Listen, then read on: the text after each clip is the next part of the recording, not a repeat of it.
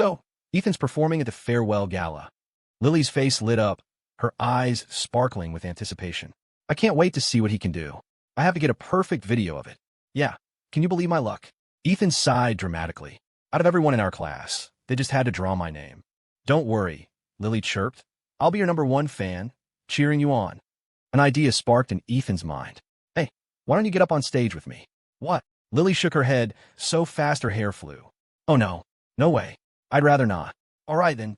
Ethan put on a thoughtful expression, tapping his chin. I guess I'll just have to find another girl in our class to perform with me. Snap. The plastic fork in Lily's hand cracked in two. Fine, I'll do it. Ethan gently took her hand, checking to make sure she hadn't cut herself on the sharp plastic. Then I'm counting on you, Lily. You're terrible, Ethan White. She muttered, but her grip on his hand tightened. The days blurred together, and soon it was time for finals. A new chapter of life was about to begin, a new path about to be paved. After 2 grueling days, Ethan walked out of his last exam, stretching his arms high above his head. Man, that's the first time I've ever finished a full set of college finals, he groaned, rubbing his aching back. His mind drifted back to the past few weeks with Lily. He remembered one particular weekend night where she had been exceptionally intense, leaving him stuck in bed for the better part of the next day. When he'd asked her why, she had just smiled and walked in with a mountain of textbooks and review packets. It's time to study, Ethan. For the next few weeks, I'll be your personal tutor. But, Lily, why did you have to? She had produced a pair of black-rimmed, lensless glasses from somewhere and perched them on her nose, giving her a surprisingly mature and captivating look.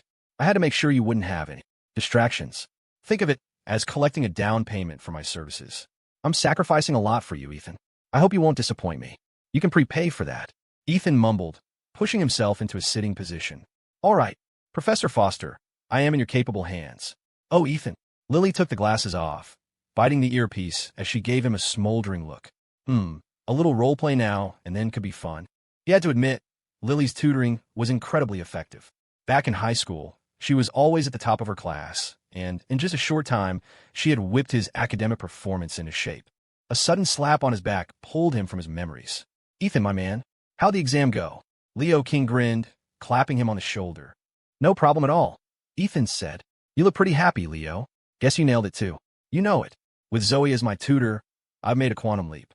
I think my GPA is actually going to look respectable for once. That's great, man. Ethan was genuinely happy for him. Having his best friend at the same university next year would be awesome. I wonder how Zoe and Lily did, Leo said, pulling his phone from his backpack. I'll give them a call. A moment later, the call connected. Hey, Zoe, you guys done? Awesome. Ethan and I are heading your way now. He hung up and turned to Ethan. Zoe said she and Lily are grabbing a ride outside the athletic center. They said to meet back at the main campus. Sound good. Soon they were in the back of a cab heading back to Northridge U. On the way, Leo nudged Ethan with his elbow. So, dude, you ready for your big performance tonight? Yeah, Ethan said, and the question sent him spiraling back into another memory. A few days ago, after a long study session, he'd asked Lily, Hey, is there any song you'd want to sing at the gala? Whatever you want is fine with me, Ethan. I'll follow your lead. How about we do a song by Ed Sheeran? Ed, who? Lily blinked, a completely blank expression on her face. What? Ethan slammed his hand on the table. You don't know who Ed Sheeran is? He was like the soundtrack to my entire childhood. He stopped himself cold.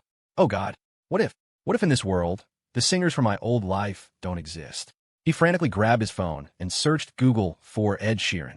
The top result was a balding podiatrist from Ohio with a vaguely similar name. No way. He typed in the lyrics for Shape of You. Nothing. Perfect. Nothing. How is this possible? Am I in a parallel universe? He searched for a few other famous artists from his past life. All of them came up blank. It's really true. Ethan lowered his phone, his face paling. Wait a second. I forgot something. He wasn't alone. He whipped his head around to see Lily watching him, a small, knowing smile playing on her lips. Crap. I completely forgot she was right here. So, she said, her voice deceptively sweet. Are you going to tell me who this Ed Sheeran is? Ethan swallowed hard. He's just this. Street musician I saw once. I heard him play a song and thought it was really good, so I wanted to see if I could find it online. Is that so? It's getting late. That's enough studying for today, Ethan said, jumping to his feet. I'm going to go take a shower. I'll figure out the song later. He practically fled the room. Lily hugged her knees to her chest, burying her face in her arms. Why? Why won't you just tell me the truth, Ethan? A few days later, Ethan decided on a song from his past life called Childhood. It was easy to sing and fit the school theme perfectly. He just had to tweak some of the lyrics, changing references that didn't exist in this world. He swapped out a reference to an old comic book for SpongeBob and Patrick and changed the little tuck shop to the corner store. When he sang it for Lily, her eyes lit up. Ethan, that's beautiful. But I have one question. Oh no, did I mess something up? What is it? He asked, his heart pounding. The girl in the class next door, Lily said, her smile looking exceptionally menacing. Who exactly is she? Who else could it be? Ethan's survival instincts kicked into overdrive. It's obviously you, Lily. The girl right in front of me. Wait, why is it the part you focused on? Satisfied with his answer, Lily closed her eyes and, from memory, began to hum the tune he had just sung. Under the willow by the creek. The birds are singing summer song. The young woman's voice was as clear and sweet as a bell. Ethan closed his eyes, nodding his head along with the melody. Day after day and year after year. A hazy, half-remembered childhood. When she finished, Ethan opened his eyes, still lost in the music. Lily, you have an amazing voice. Seeing the captivated look on his face, Lily's heart fluttered. Okay, just for today, I'll make an exception. No, wait. I'll make an exception for the whole day. She slowly crawled over to Ethan, pushing him gently onto his back on the floor. I can sound even better. You know, Lily, I thought you said for the next few weeks. MMPH. MMPH. Details have been tastefully omitted where appropriate. I guess it's ready, Ethan said, his mind snapping back to the present conversation with Leo in the cab. We just don't have any instrumental backing. No backing track, Leo asked, confused. Can't you just find a karaoke version online? It's not an online song. It's one I happened to hear a street musician play. I see. What kind of instruments did he use? Mostly piano and electric guitar, I think. Well, isn't that a coincidence? Leo shouted, nearly making the cab driver swerve into the next lane. Don't tell me you play piano, Leo, Ethan said, shocked. Nah, not piano. But I do play the electric guitar. Get out of here. Dude, why would I lie to you? Leo scrolled through his phone and pulled up a picture. It showed a much younger kid with a wild, spiky emo haircut, an electric guitar slung over his shoulder. Is that you? Yep. I was 8. I begged my parents for one, and they finally caved. That's an 8-year-old. Ethan pointed at the hairstyle, which looked like it belonged on a rebellious high school sophomore. I was a wild kid. What? You don't like it? No, I love it. Leo, you have to help me. Don't worry, Leo said, clapping him on the shoulder. For you, man. Consider it done. Okay, so the guitar is covered. We just need a pianist. Hith, hith. Leo started laughing again. What are you laughing at? Zoe plays the piano. Are you guys angels sent from heaven to save me? You're buying me dinner after this, Leo said, suddenly remembering a new seafood grill Zoe had been wanting to try. A nice dinner. Done. You can pick any restaurant you want. Awesome. Then let's head to the music room as soon as we get back in practice. Zoe popped a potato chip in her mouth and licked her fingers. Ugh, what's taking Leo and Ethan so long? Their exam site was farther away from campus, Lily said, standing beside her, her eyes glued to the university's main entrance. Suddenly, a cab pulled up. Ethan's here, Lily said, her voice certain, and she immediately started walking briskly toward it. I have to see him. It's been 3 hours, 17 minutes, and 25 seconds since I saw him this morning. Hey, Lily, wait for me. Zoe scrambled to catch up. How did you know they were in that cab? A hunch. No way. As soon as Ethan and Leo got out of the car, Lily and Zoe ran up to them. Ethan. Lily threw herself into his arms, burying her face in his chest and taking a deep, long breath, recharging her Ethan energy. Seeing this, Leo looked expectantly at Zoe. Zoe just held out her bag of chips. You can have one, she said, pouting. How was the exam, Lily? Ethan asked, stroking her hair. No problem. And you, Ethan? Thanks to you, I'll be fine. Good. Lily didn't say anything else, simply continuing to recharge. Leo took a chip and fed it to Zoe. By the way, Zoe, we need to head to the music room. The music room? What for? Zoe asked, her cheeks puffed out like a hamster's. Ethan has to perform tonight. Remember? We're going to be his backup band. Leo leaned in and whispered in her ear, and he said he's treating us to that new seafood grill. Seafood. Zoe's eyes lit up, and she practically started drooling. She grabbed Leo's arm and began dragging him toward the campus buildings. Let's go. We should go too, Lily, Ethan said. MMHMM. Once they were in the music room, Zoe sat down at the grand piano, playing a few chords. Okay, Ethan, why don't you try singing a bit? I'll see if I can get the melody. All right. Ethan took Lily's hand and walked over to the microphone. Ready, Lily? Ready. Ethan took a deep breath, closed his eyes, and a low, magnetic voice filled the room. Under the willow by the pond, the cicadas are singing summer's song. As his voice faded, Lily's light, melodious voice seamlessly took over. On the old swings set by the field, only butterflies have come to land. Listening to them, Zoe's earlier anxiousness melted away, replaced by a feeling of light-hearted joy. Leo closed his eyes, nodding his head gently to the rhythm. Oh, day by day, and year by year, a childhood we wished would never end. As they sang the final line, they instinctively turned to face each other, a shared smile on their faces. Zoe clasped her hands together, her expression dreamy. That was so beautiful. Where did you hear that song? Oh, I just happened to hear it from a street musician once. It's probably not very well known, Ethan said, not batting an eye. No fair. Zoe waved her hands in the air dramatically, then rushed over and grabbed Lily's hand. Lily, why didn't we become friends sooner? If I knew you could sing like that, I would have dragged you into the music club ages ago. I just got lucky, Lily replied with a modest smile. Zoe returned to the piano, cracking her knuckles. If I remember correctly, the melody goes something like this. And then, the sound of the piano filled the room. When she finished, Ethan nodded, his eyes still closed. That's pretty much it. Leo grabbed an electric guitar from a nearby instrument locker. All right, let's run through it a few times while we have the chance. Let's do it, they all chimed in. After several run-throughs, they were sounding better and better. Soon, it was almost time for the gala to start. Ring, ring. Zoe's phone buzzed. Hello? Okay, I'll be right there. She hung up and stood. The student government needs me to help set up Backstage. I'll see you guys on stage for the performance. Okay. Thanks for everything, Zoe. Hee, no problem. Just don't forget you owe me that grilled seafood, she said with a wink, pulling Leo out of the room with her. Finally, only Ethan and Lily were left in the music room. The moment Leo and Zoe left, Ethan felt the atmosphere in the room shift. The gala's about to start. We should head out too, Lily. He started for the door, only to find Lily already standing there. But instead of opening it, she twisted the lock, and a heavy click echoed in the silent room. Lily. She turned around slowly, a sultry, predatory look on her face as she advanced on him. Lily, what are you doing? Ethan felt like a cornered rabbit, darting his eyes around for an escape route, but every move he considered, Lily seemed to anticipate. I love this feeling. Hunt my prey, she thought.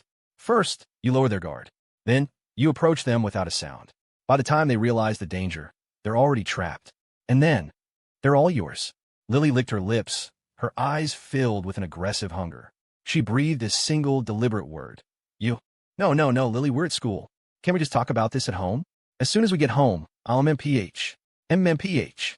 Before Ethan could finish, Lily pounced like a starving wolf. Clap, clap, clap, clap, clap. The stage was met with a round of thunderous applause. Faculty, students, good evening, the MC announced, reciting the familiar opening lines.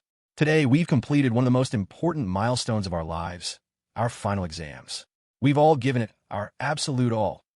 After parting with Zoe, Leo returned to his assigned seat in the auditorium, only to find the chair next to him empty. Where's Ethan? How's he not back yet? The MC finally finished his script. Just as the crowd's energy began to build, he spoke again. And now, please welcome to the stage our university president for his address. Clap, clap, clap, clap, clap. Another round of applause, this one more resigned. It was a formality that had to be endured. A man in a crisp shirt, a leather belt cinched at his waist with a jangling ring of keys, walked to the podium, the very image of a successful administrator. Ahem. The president cleared his throat. Students, I know you're all anxious to get on with the show, but please, bear with me for just a moment. He pulled a thick stack of papers from his briefcase. I have just a few things I'd like to say. An eternity later, and that is all I have to say. I wish you all a bright future and a prosperous journey ahead. Clap, clap, clap, clap, clap. The applause was deafening. The president nodded, pleased, completely oblivious to the fact that everyone was just clapping because he was finally finished. Leo was scrolling through his phone when shadow fell over him. He looked up to see Ethan standing there, a strangely detached expression on his face. Dude, you're finally here. Leo quickly stood up to let him sit down. Where have you been? The MC and the president were talking for almost an hour. Stomachache, Ethan mumbled. Had to use the restroom. Oh, that explains it. I was wondering why your legs were shaking. Don't talk about it. I need a rest. Wake me up when it's almost our turn. Ethan closed his eyes, exhausted. Even with the loud music, a heavy wave of drowsiness washed over him. Okay. Leo shrugged and went back to his phone. A news headline popped up on his feed. Campus scandal. Couple busted for extracurricular activities in music room. TSK, TSK. Kids these days, Leo muttered, shaking his head. So shameless. Glad nothing like that happens at our school. He closed the article and was about to open a game when another shadow fell over him. Ugh, I knew I shouldn't have taken the aisle seat, he thought, preparing to get up. But then a powerful sense of dread washed over him. That familiar feeling. He looked up. Sure enough, it was Lily. Before Leo could speak, she cut him off. Leo, would you like to trade seats with me? Huh? But Mr. Davis said we can't switch. Zoe is sitting next to me. Ma'am, just tell me where to go.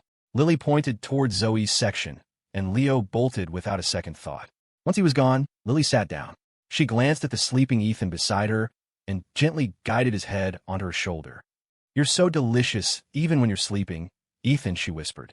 The student performances were surprisingly impressive, featuring everything from dance routines and musical numbers to stand-up comedy and sketch acting. It felt less like a university gala and more like a variety show special. Meanwhile, Leo was now sitting next to Zoe, surreptitiously holding her hand. Leo, someone will see, Zoe whispered, her face blushing as she kept her eyes fixed forward. Haha, just give in, my little beauty, Leo teased, squeezing her hand. Leo King, you've got a lot of nerve. A voice from behind them made Leo jump. Mr. Davis. He spun around to see his teacher looming over them, the light glinting off his glasses. Did my words go in one ear and out the other? Mr. Davis, I'm sorry, I'll just... Leo started to get up, but Mr. Davis pushed it back down. Forget it. I'll pretend I didn't see anything this time. But don't let it happen again. Mr. Davis clapped him on the shoulder and walked away with a small smile. Thank you, Mr. Davis. I definitely won't next time. Wait, there is no next time. Leo watched his teachers retreating back, his eyes growing misty. Mr. Davis is a really good teacher, Zoe said softly, patting Leo's back. Yeah, Leo sniffed. He's the best teacher I've ever had. Mr. Davis finished his patrol and returned to the faculty section. A balding teacher sitting next to him spoke up. So, did you get to see your kids one last time? See them? Hell no. I wasn't there to get all sentimental. I was making my rounds. Right. Making your rounds, the balding teacher chuckled. Must be a relief, this being your last class of graduates. Mr. Davis watched the stage without answering. After a long moment, he said quietly, It is, and it isn't. Honestly, a man your age, still acting so stubborn. Hey, Baldy, you looking for a fight? I don't mind helping you get rid of those last few hairs you've got. The balding teacher quickly covered his head. Don't you dare, Davis. A man has a right to defend his reverse hairline, you know? Touch it, and you die. Ha ha ha. Mr. Davis burst out laughing. Look at you. You're just an old kid yourself. Ha ha, look who's talking. You're no spring chicken either. The other teacher laughed along with him. If you looked closely, you could see the glint of tears in Mr. Davis's eyes. Ethan woke up to the feeling of his head resting on someone's shoulder. This is Leo's seat. Does that mean I'm leaning on Leo's shoulder right now? He pictured Leo looking down at him with a doting expression. Ugh. Ethan shot up like a jack-in-the-box, only to find Lily sitting next to him. You're awake, Ethan. She smiled at him, though her body was trembling slightly. Thank God he woke up. I was about to lose control. Lily? What are you doing here? Where's Leo? Leo wanted to sit with Zoe, so we switched places. Oh, right. Ethan's gaze shifted to the stage, and his memory clicked. Hey, how long until our performance? 5 more acts, then it's us. We should head backstage and get ready. With that, they left their seats. A guy sitting nearby let out a long sigh of relief. Finally, they're gone. I don't have to watch that disgustingly cute display anymore. Now I can actually watch the show. When Ethan got backstage, he found Leo and Zoe already waiting. Leo had his electric guitar slung over his shoulder and was tuning it. He looked up at Ethan. So, dude, nervous? If it was just me, maybe a little, Ethan said. But with you guys here with me, how could I be? Boo, boo, boo, boo. After a student in overalls finished a beatboxing routine, the MC walked back on stage with a professional smile. And next, let's give a warm welcome to the representatives from the junior class, performing a song called Childhood. Hey, Davis, what's your class doing? The balding teacher, Mr. Peterson, leaned over and asked. No idea. I'll let them decide on their own. Judging by the name, it's probably something about being a kid. As the applause swelled, Ethan took a deep breath and walked to the center of the stage, microphone in hand, with Lily and the others following close behind. Hey, isn't that Lily Foster, the campus belle from the sophomore class? What's she doing up there? someone in the audience whispered. The guy next to him replied with the detached air of someone who had seen it all. Dude, have you been living under a rock? They've been dating for months. What? How'd I not know about something that huge? I heard, one of the teachers hushed it up. So what's childhood? Have you heard of it? Nope. Sounds like it might be a comedy sketch or something. A few seconds later, the opening notes of the song began to play. Ethan brought the mic to his lips. Under the willow by the creek, the birds are singing summer song. On the blossoms in the park, only honeybees have come to land. Lily's voice followed seamlessly. The scratching of our pencils in the classroom, chattering on and on. Waiting for the bell, waiting for recess, waiting for that unforgettable childhood. As their voices filled the auditorium, the entire crowd fell silent, their hands beginning to sway in unison. Ethan's magnetic, deep voice intertwined with Lily's clear, melodious one, creating a beautiful symphony. That girl in the class next door, why hasn't she passed by my window yet? After singing that line, Ethan turned to look at Lily with a profound gaze. A slow smile spread across Lily's face as she reached out, her fingers intertwining with his. Wow, they're so perfect for each other, right? The first guy nudged his friend. When he got no response, he turned and saw that the previously detached-looking guy was now covering his face with his hands, sobbing. Poor guy. Day after day, and year after year, a childhood we didn't want to grow out of. As the last notes of the piano and guitar faded, the performance ended. The entire venue was silent. Ethan bit his lip. What's wrong? Was it bad? Clap, clap, clap. A single set of hands started the applause. Looking out, Ethan saw it was Mr. Davis on his feet, clapping towards the stage. Mr. Davis. Then, like a thunderclap, the applause erupted from the audience. Everyone had been so lost in the song that they hadn't realized it was over. The four of them smiled, bowed to the audience, and walked off the stage. Have you ever heard that song before? It was incredible. Never. I searched online, and there's nothing about it. It must be an original. Ugh, that made me think of when I was a kid. Me too. I miss it so much. Davis, that student of yours is something special, another teacher said, coming over to him. Mr. Davis nodded proudly. Of course, any student I taught is bound to be exceptional. As soon as the four of them got off stage, they were swarmed. Lily, goddess, can I please have your autograph? Lily, can I get a picture with you? Lily's brow furrowed.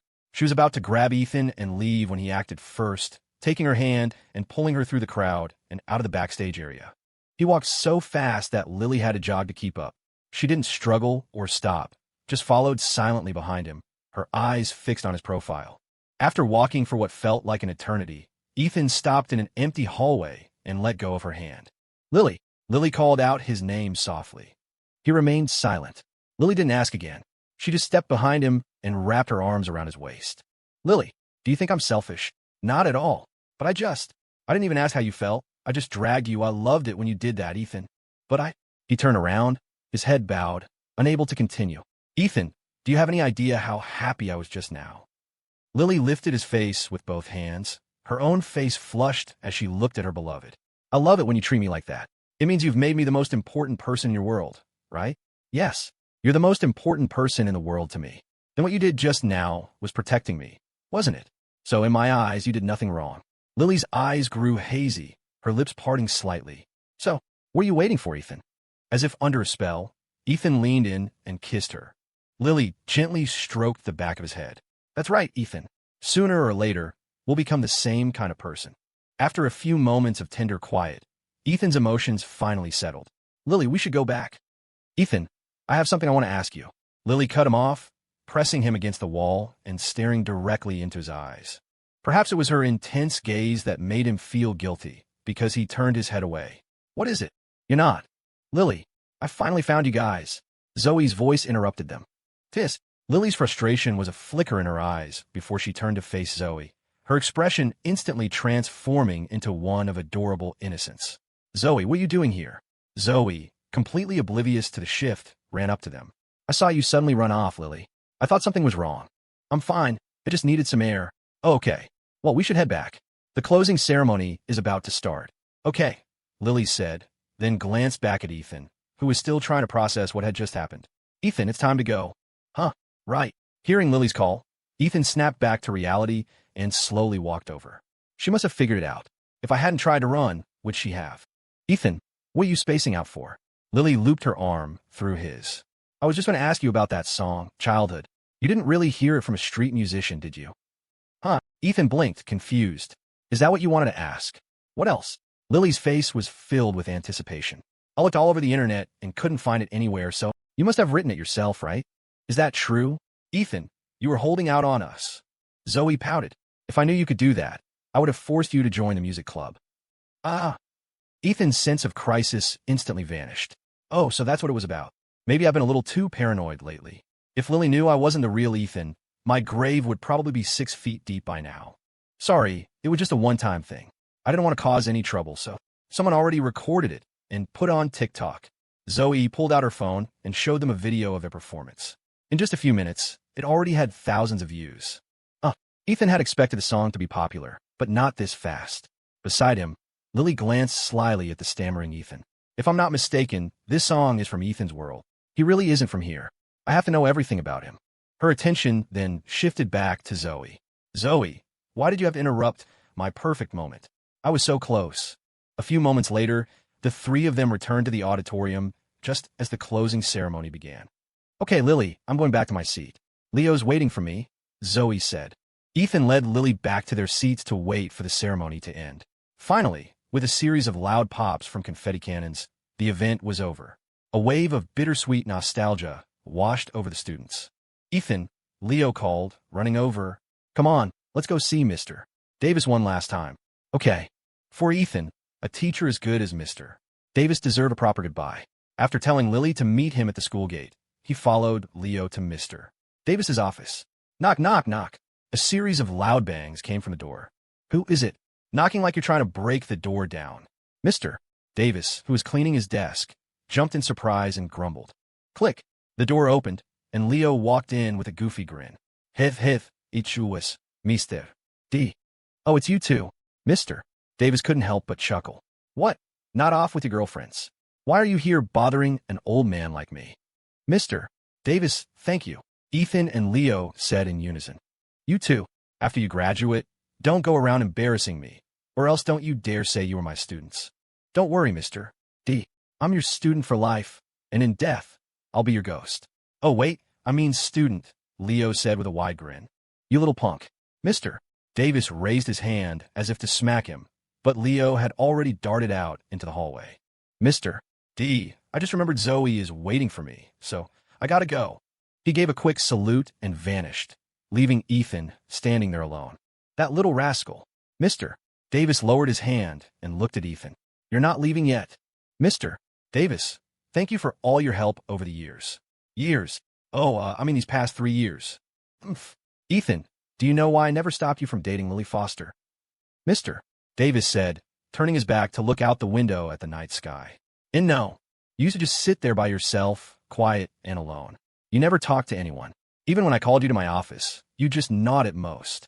Mr. Davis turned back around. But after that incident, you changed. You became more outgoing. And at the same time, you started dating that girl from the other class. I figured she was the one who changed you.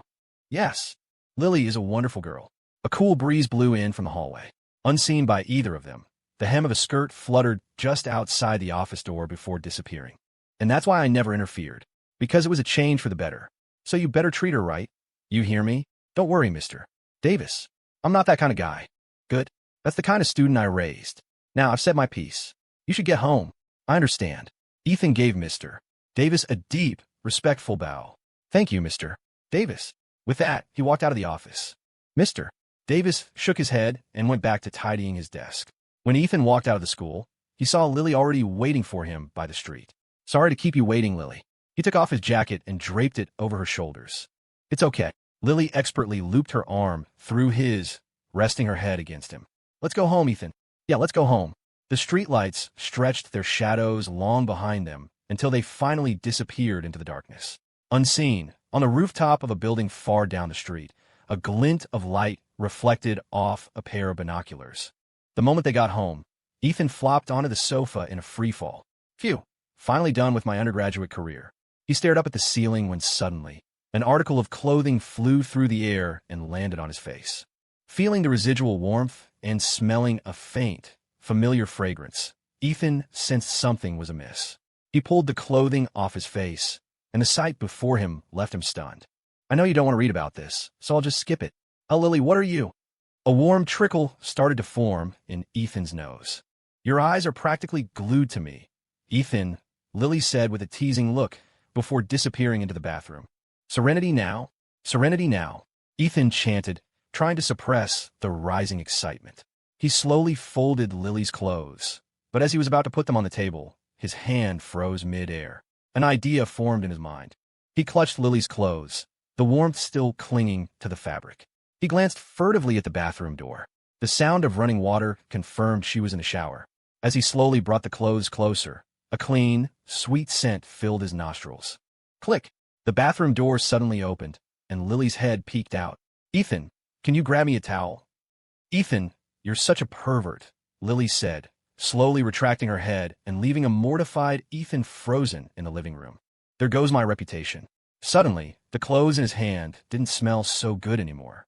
He walked to the balcony, grabbed a clean towel, and shuffled awkwardly to the bathroom door, knocking lightly. The door opened. Lily, your towel. Before he could finish, a hand shot out from the bathroom, grabbed his arm, and yanked him inside.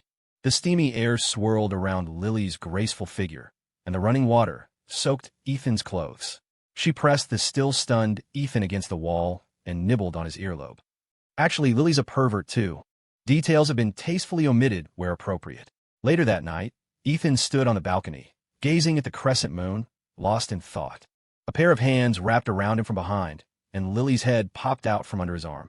What are you thinking about, Ethan? Lily, do you want to go on a trip this summer? Huh? Why so suddenly? My parents just called. They said they want to meet you. Tis.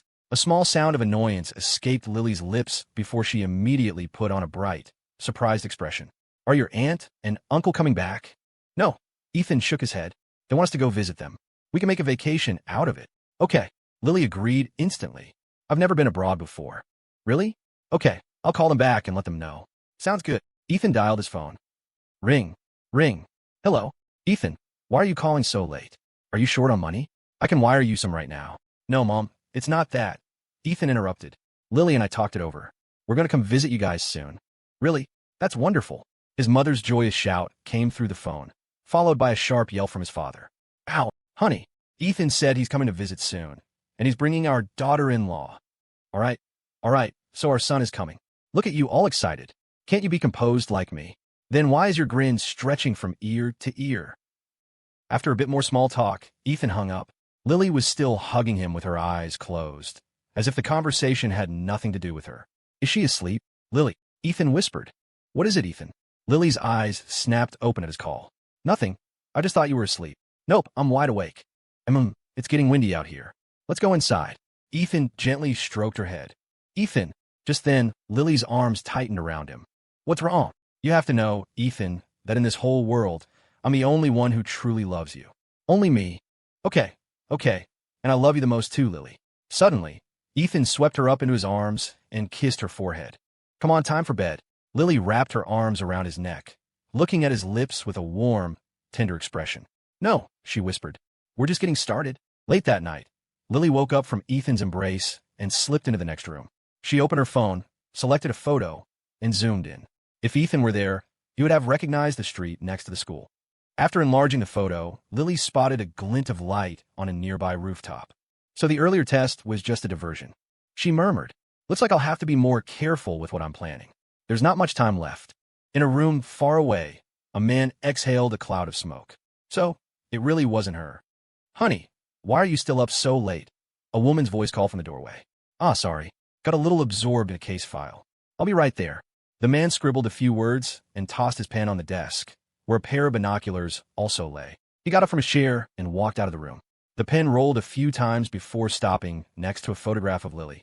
Beside the photo, a few words were written, no longer a person of interest. Early the next morning, Ethan's phone rang. What the hell? We already graduated. Why is my phone still going off? He fumbled for it sleepily and answered. Hello, Ethan. You want to hang out today? Click. Ethan hung up. A moment later, it rang again. Dude, why'd you hang up on me? Leo, if you're so bored, go hang out with Zoe. Why are you calling me? Haha. Well, I feel a little awkward going alone. A friend of mine gave me 4 tickets to the amusement park. If you guys aren't busy, want to make it a double date? I don't. Ethan was about to refuse when he remembered something. Lily's probably never been. I don't have a problem with that, he said. Awesome, it's a date. I'll text you the address. See you guys there this afternoon. Leo said excitedly before hanging up. Ethan tossed his phone aside and glanced at the empty space beside him in bed, then at the bedroom door. A sliver of a white skirt was visible at the edge of the doorframe. You can come out, Lily. I see you. Sure enough, Lily slowly emerged from behind the door. I knew I shouldn't have worn such a long dress. I'm guessing you heard all that. MMHMM. Lily nodded, sitting on the edge of the bed. Are you going somewhere, Ethan? Leo just invited us to go to the amusement park with him. I told him we'd go. Ethan looked at her apologetically. Sorry, Lily. I should have asked you first before making a decision. Don't be silly. Lily took both of Ethan's hands in hers. As long as I can be with you, Ethan, I'll go anywhere. Lily. It wasn't the first time Ethan had been moved by the girl in front of him. She's always thinking of me. Is this really a Yandere? No, she's just a girl who loves me very, very deeply. And for now, her emotions seem pretty stable. All in all, the healing plan is making good progress. Lily kissed his cheek gently. I made breakfast. Come and eat, Ethan. Oh yeah? What did you make? Goji berry and kale oatmeal. Being a weekend and the start of summer vacation, the amusement park was packed. Leo handed Zoe an ice cream cone he had just bought. Here you go, Zoe. 1 vanilla bean ice cream. Thanks, Leo. Zoe happily took the cone and started licking it. A moment later, Ethan's voice came from nearby. Sorry, we're late. No worries, we just got here too, Leo said, handing Ethan 2 tickets. Here, your tickets. Ethan took them with a word of thanks, but as he was about to enter the park, a hand tugged on his sleeve. He turned to see it was Lily. What's wrong, Lily? She didn't speak, just pointed at the ice cream in Zoe's hand. Do you want some ice cream, Lily? Ethan asked. Lily nodded, her eyes blinking with anticipation. I got it. Wait here, I'll be right back. Ethan plunged into the crowd. Zoe walked over and linked arms with Lily. If you wanted ice cream, Lily, I could have shared some of mine. Lily shook her head. It's okay. Besides, isn't it just the cone left? Zoe looked down at her empty cone and laughed sheepishly. I guess I ate it all. Ethan finally made it to the front of the line at the ice cream stand. Hi, can I get 1 strawberry ice cream, please? Sorry, buddy, we're all out of strawberry. Only got vanilla left. Okay, then 1 vanilla, please. A moment later, Ethan returned with the cone. Sorry, Lily, they were out of strawberry, so I got you vanilla. It's okay. As long as you bought it, I'll love it. Lily took the cone and took a happy bite, her curved eyebrows showing how much she enjoyed it. You two are being so disgustingly cute again, Zoe complained, letting go of Lily's arm and running off. Before Leo could react, she had grabbed his hand and pulled him into the park. Before Ethan knew it, only he and Lily were left at the entrance. Lily came to his side, her fingers intertwining with his. Let's go in too, Ethan. She took another lick of her ice cream. Whoa. Once inside, Ethan couldn't see Leo or Zoe anywhere. Weird, where did they go? Just as he was looking for them, his phone buzzed. It was a text from Leo. Leo, hey dude, Zoe and I are gonna go have some fun. We'll find you later. Have a good time. Your dad, Leo. That jerk. What is it, Ethan? Leo ditched us. He said he'll find us later. Ooh, Lily said, dragging out the sound. Then let's go play too. Okay, what do you want to do first? The haunted house. At the entrance to the haunted house, an actor dressed as a clown revved a chainsaw, eyeing the passers-by as if searching for his next victim. Lily, are you sure you want to go in there? Lily finished the last of her ice cream, lingeringly licking the vanilla from the corner of her mouth. What's the matter? Are you scared? Ethan, she said with a challenging look. Scared? Me? Ethan White. He puffed out his chest. I'm a firm believer in materialism and science. Come on, Lily, let's go. Head held high, Ethan confidently led Lily into the haunted house. The clown saw them go in and, with a wicked grin, followed them inside, chainsaw in hand. The haunted house was surprisingly high quality. It was so dark that every few steps, something would pop out when you least expected it. Although Ethan wasn't afraid of ghosts, the sudden jump scares still caught him off guard. He squeezed Lily's hand. Don't be scared, Lily. I'm right here. Lily, however, was walking with a completely relaxed air, as if nothing could faze her. You better hold on tight, Ethan. They entered a room that looked like a classroom. Ketchup, or what he hoped was ketchup, was splattered all over the walls, and you could vaguely see scattered body part props. Lily, it looks like this door is locked, Ethan said, rattling the doorknob. Looks like we need to find a special item to get out, Lily mused. She let go of Ethan's hand and, when he wasn't looking, locked the other door to the room. Ethan was still completely absorbed in trying to solve the puzzle when a figure appeared in the window behind him, the clown with the chainsaw. Just as the clown was about to climb through the window, a pair of pale blue eyes teleported right in front of his face. The clown froze, his entire body trembling. He'd seen plenty of scared people, but he'd never seen someone who could scare a ghost. Lily pulled a $100 bill from her pocket and dangled it in front of the clown. "Could you please go scare someone else?" she whispered. "My boyfriend is a bit timid. I want to spend some time with him in here." The clown's eyes lit up.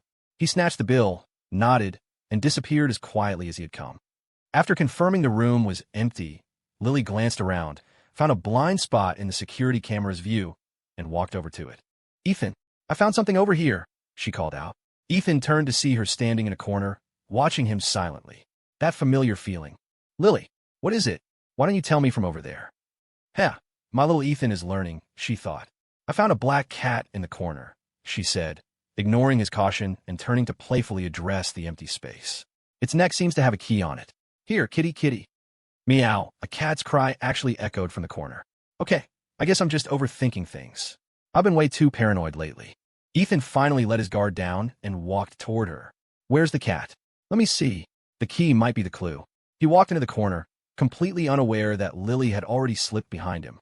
He looked around for a good 10 seconds, but saw no sign of a cat. "Weird, where is it?" "Meow, right here, silly." A soft meow tickled his ear. "What the MMPH?" The moist warmth on his lips told him everything. "Damn it, I fell for it again. I'm over here trying to solve a puzzle, and you're over here trying to solve me. Still, it tastes pretty good. Vanilla." "Wait." Ethan tried to pull back. "Lily, wait. This is MMPH. Hush, don't worry. This is a blind spot. No one will see us." An unknown amount of time passed. A lost girl wandered past the classroom window, muttering to herself. "Seriously, I told them to wait for me, and they just ran off. Now I have no idea where I am." Slurp, slurp. A strange sound came from inside the classroom. "Huh, what's that sound?" The girl peeked through the window and, in the dim light, saw two figures pressed against the wall. "Ethan, I'm so hungry. Can I eat you?" "What?" "Lily, don't joke around." The girl froze. "Is that a zombie? Is it eating someone?" "Yes, that's what that sound was." It was the sound of someone eating. The girl clamped her hands over her mouth and slowly backed away. Squeak. Her elbow accidentally brushed against the window, making a noise. In an instant, a pair of blood-red eyes snapped in her direction. "Help me," the girl screamed, breaking into a dead sprint. The clown was just preparing to find his next target when he saw a girl running toward him at a suicidal speed. "Another victim for the taking," he cackled, about to pull the cord on his chainsaw. But the girl threw her arms around him. "Save me, Mr. Clown. There's a zombie." Eventually, the two true culprits slipped away unnoticed. They sat on a park bench, and Ethan lightly chopped Lily on the head. "Lily, you really need to pick your moments. Do you know how scared you made that poor girl?" "I'm sorry. I know I was wrong," Lily said, lowering her head dejectedly. "Was I too harsh?" Ethan softened and stroked her head. Okay, just don't let it happen again. MMHMM. Next time, I just won't get caught." "Is there anything else you want to ride?" "I'll go with you. Wherever you are, Ethan, that's where I want to be. The only reason I love this world is because you're in it." "I understand," Ethan said, taking her hand. "How about we go on the pirate ship next?" Lily squeezed his hand, her eyes crinkling into a smile. Okay. For the rest of the day, Ethan and Lily tried out countless rides before finding a spot to rest. "Phew, that roller coaster was insane," Ethan said, wiping the sweat from his forehead. "I thought my heart was going to jump out of my chest." Lily, completely unfazed, rested her head on his shoulder. "Ethan, thank you." "What do you mean, Lily? You wanted me to have more fun, didn't you?" Lily opened her eyes and met his gaze. Yeah," Ethan nodded. "So I have to thank you. You were thinking of me, and that makes me really happy." Lily looked up at the sky, her feet swinging back and forth. "Hey, Ethan, yeah, will you ride the Ferris wheel with me?" It was the first time Lily had asked for something so directly. Ethan immediately agreed. Of course. They stepped into the cabin, and as the Ferris wheel slowly began to rise, their emotions seemed to rise with it.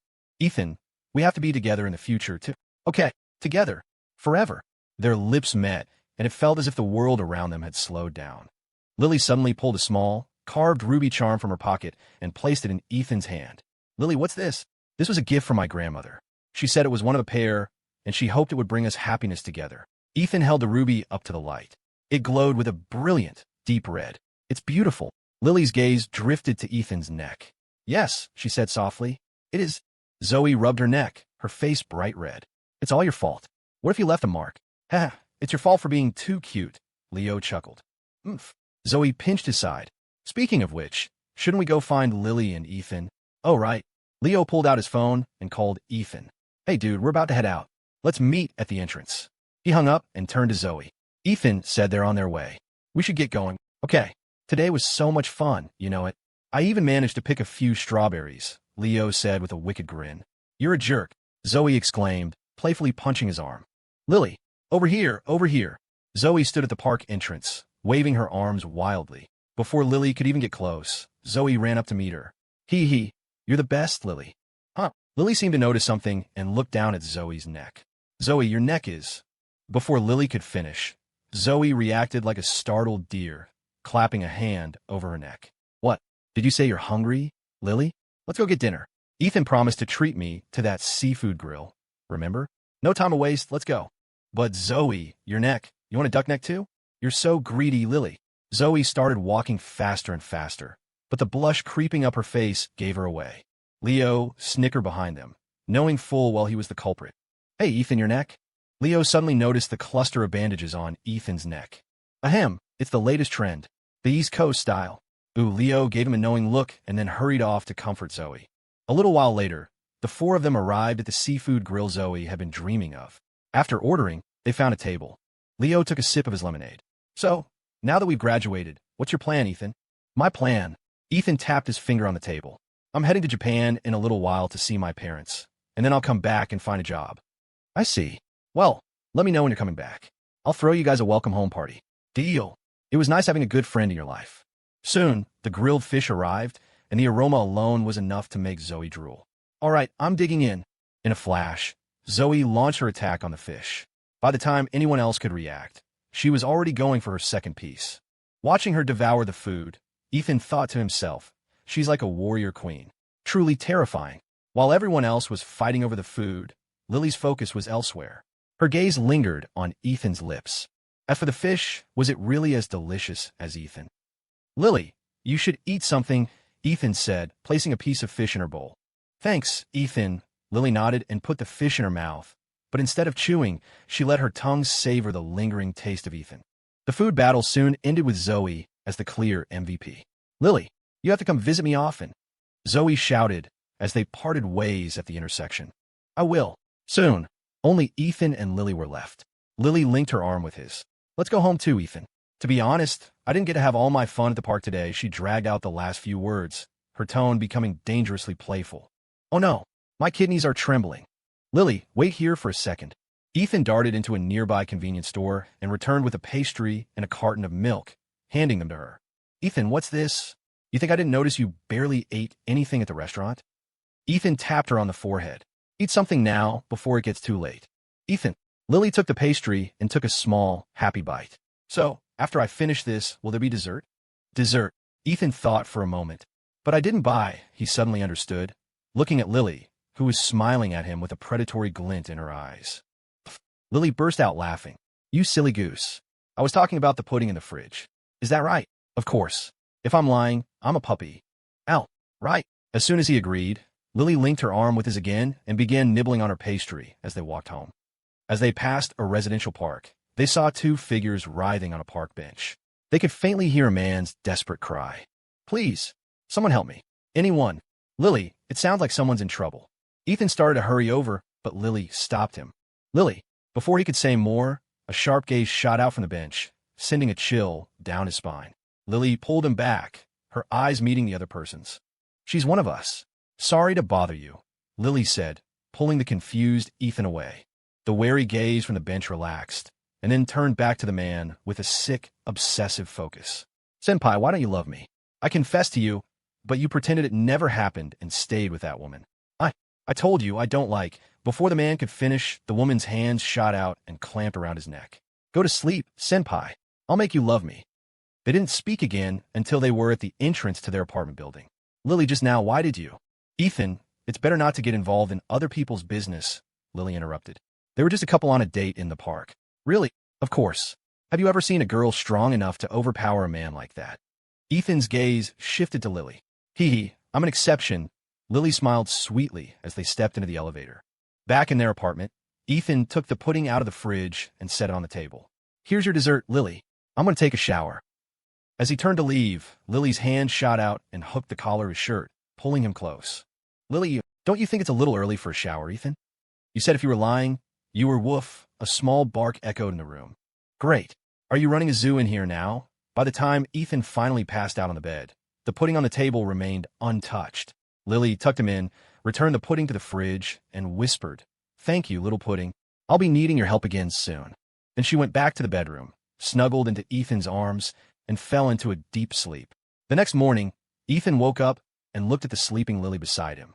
A flicker of annoyance mixed with fondness washed over him as he gently pinched her cheek. "You wore me out last night, and here you are, sleeping like a baby." His light touch didn't wake her. Her breathing remained even and deep. "The visas should be ready in about a week," he mumbled to himself, pulling out his phone to look up a location. "My parents are working in a country called Japan. I wonder what they do there." The search results showed that Japan was an island nation, relatively small, and just across the sea from his own country. So it's pretty much the same.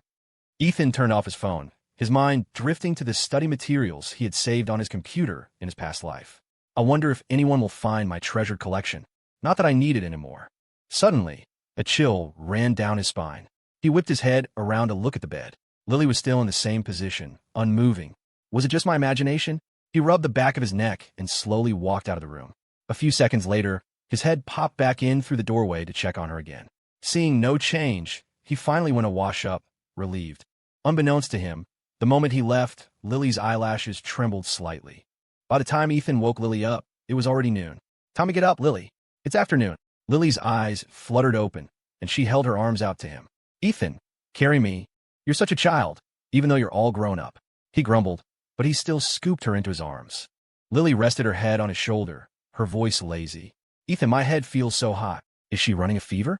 He quickly pressed the back of his hand to her forehead, then to his own. "That's weird. You don't feel warm to me." "It's probably an internal fever," Lily said, her voice growing weaker, though it held a hidden trace of excitement. "Should we go to the hospital?" "Cough. No, I think I just need some physical cooling." Physical cooling. At that, Lily dropped her disguise. She spun around and pushed Ethan onto the bed, planting her hands on either side of him. A sly, seductive look appeared on her face. "Haven't you ever heard of a little thing called heat transfer, Ethan?" "Thank you, Master, for transferring your power to me. I am now filled with strength," a hero on the TV show they were watching exclaimed to an old man. Lily held Ethan's face and fed him the last spoonful of porridge, smacking her lips. In those martial arts shows, they always get stronger after a power transfer. "How come you haven't changed at all, Ethan?" Ethan lifted her off his lap and set her on a chair. "That's transferring power, Lily. You're absorbing power. They're not the same thing."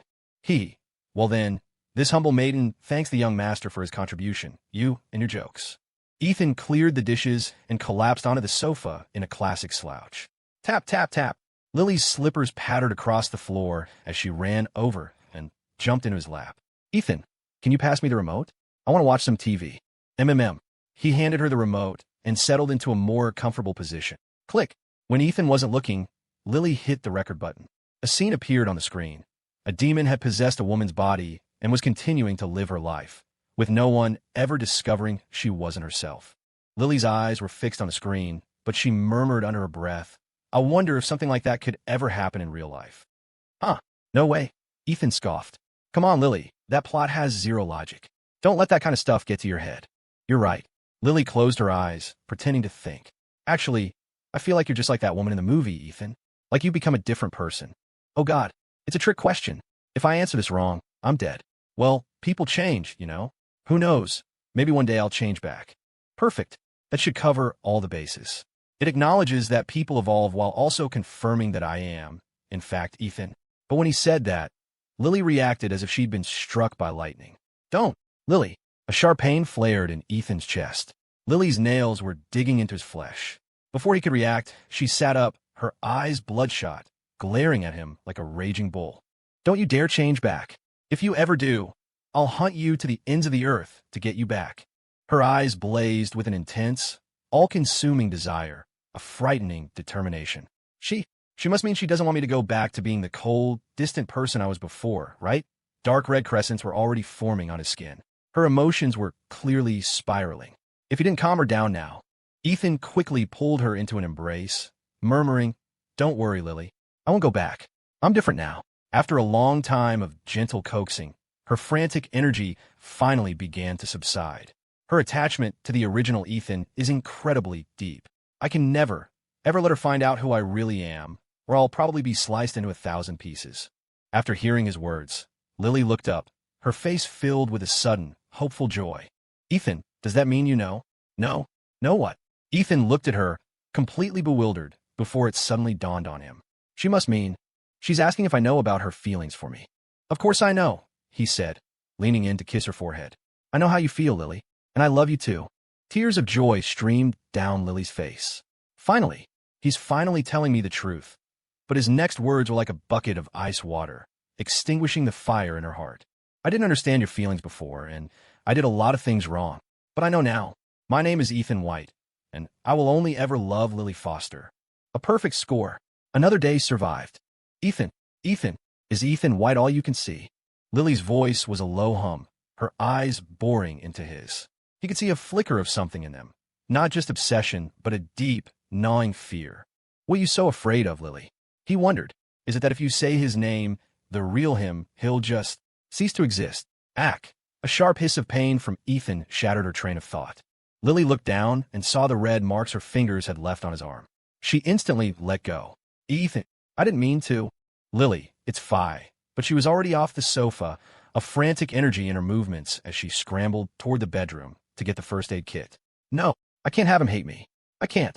The image of that flicker of fear on Ethan's face was like a knife twisting in her gut. She burst into her room, snatched the plastic medical case from under her bed, and started to run back to the living room.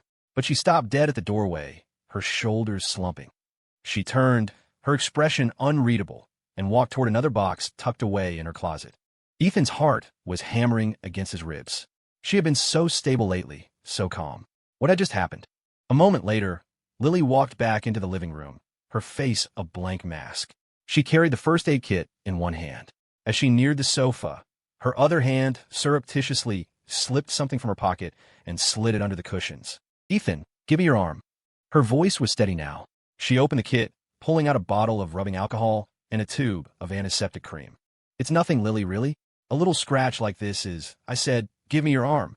The command in her tone was absolute. Defeated, Ethan held out his arm. Lily gently dabbed a cotton swab with alcohol and cleaned the marks. Ethan, I'm so sorry. I don't know what just came over me. Her voice started to crack, a sob catching in her throat as if she was about to burst into tears. It's okay, he said softly, patting her head. Lily, were you afraid I was going to leave? Is that what this was about? She wiped at her eyes and nodded, a single, jerking movement. The thought of you being gone.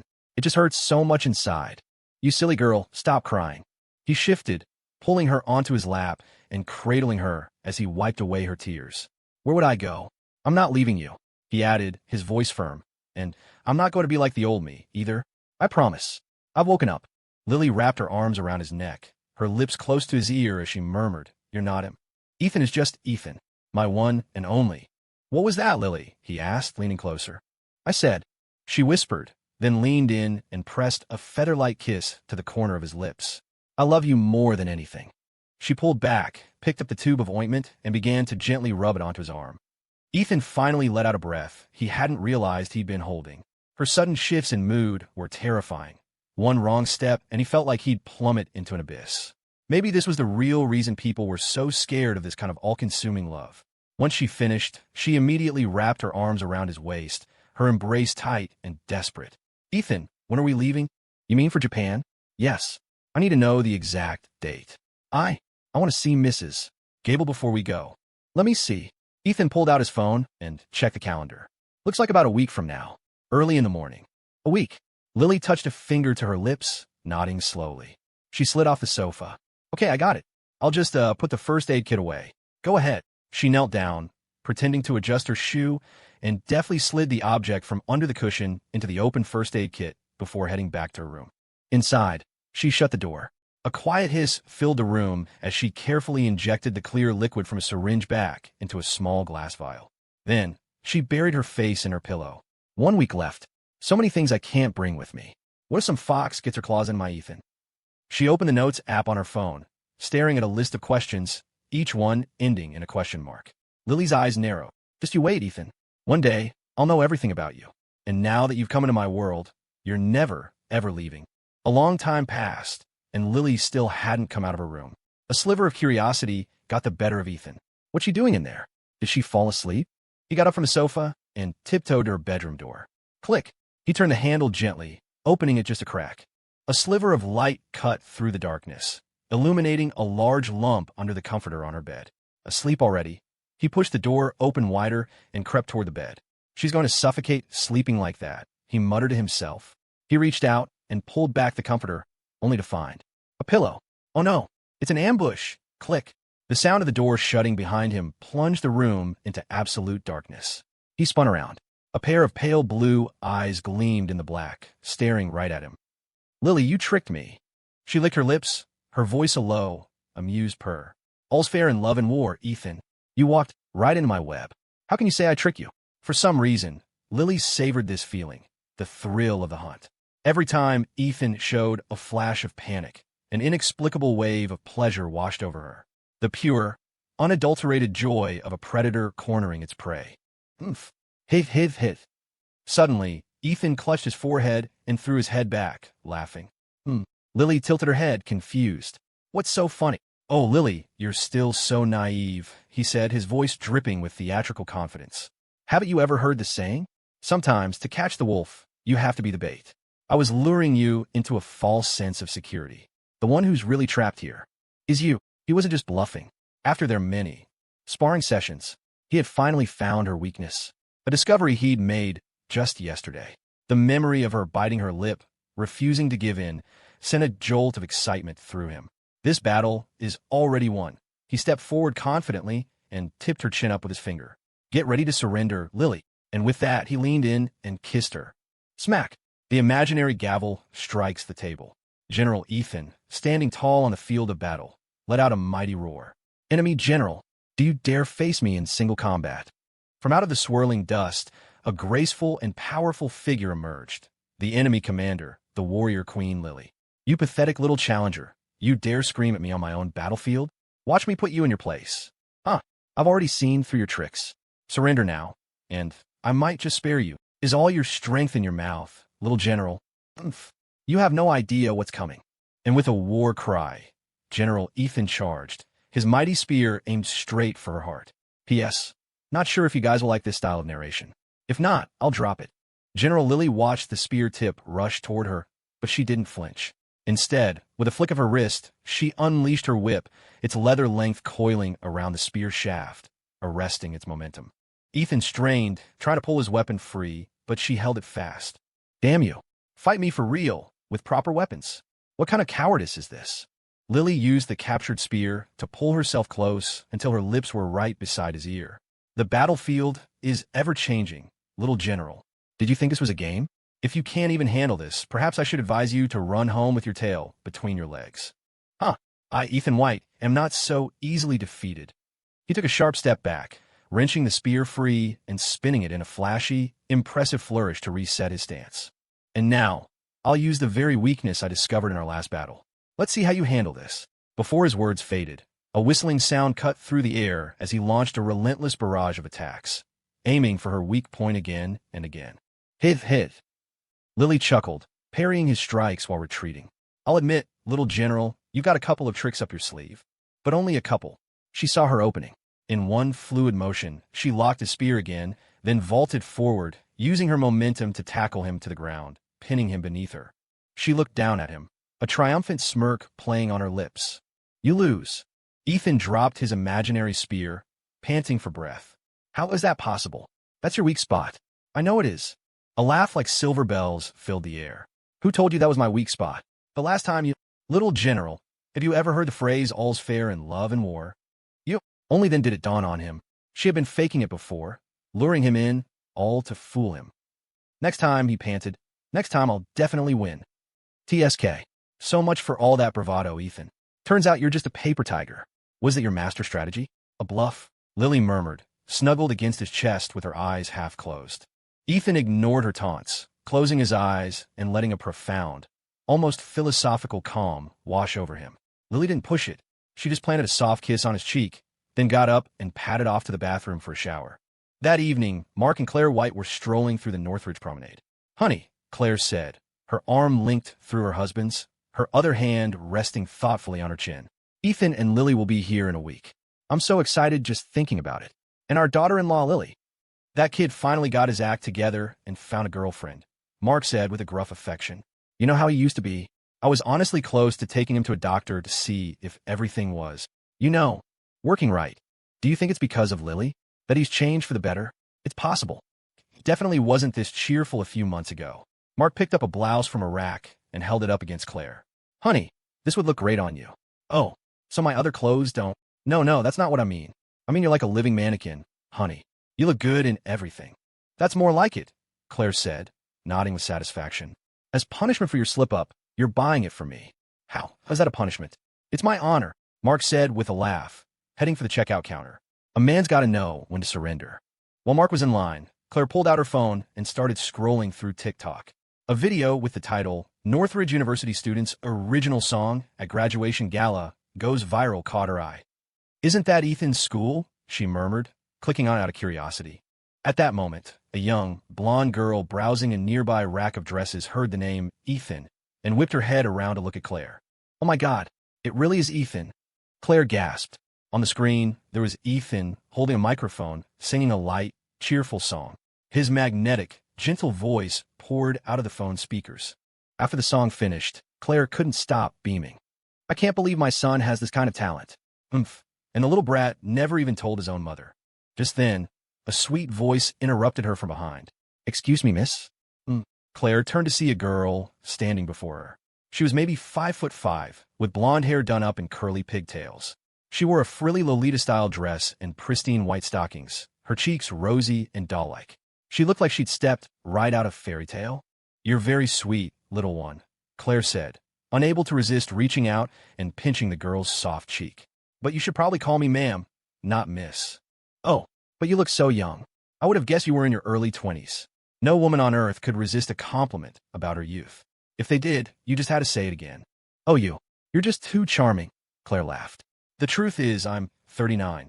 "No way," the girl gasped, covering her mouth in exaggerated shock. "You must take amazing care of your skin." "Ha ha." Claire couldn't stop laughing. "You're a riot, dear. What's your name?" "My name is Koko Lowell. I'm 19, a junior at the University of Tokyo." "Koko Lowell? What cute name." "I'm Claire White. You could just call me Claire." "Okay. Nice to meet you, Claire.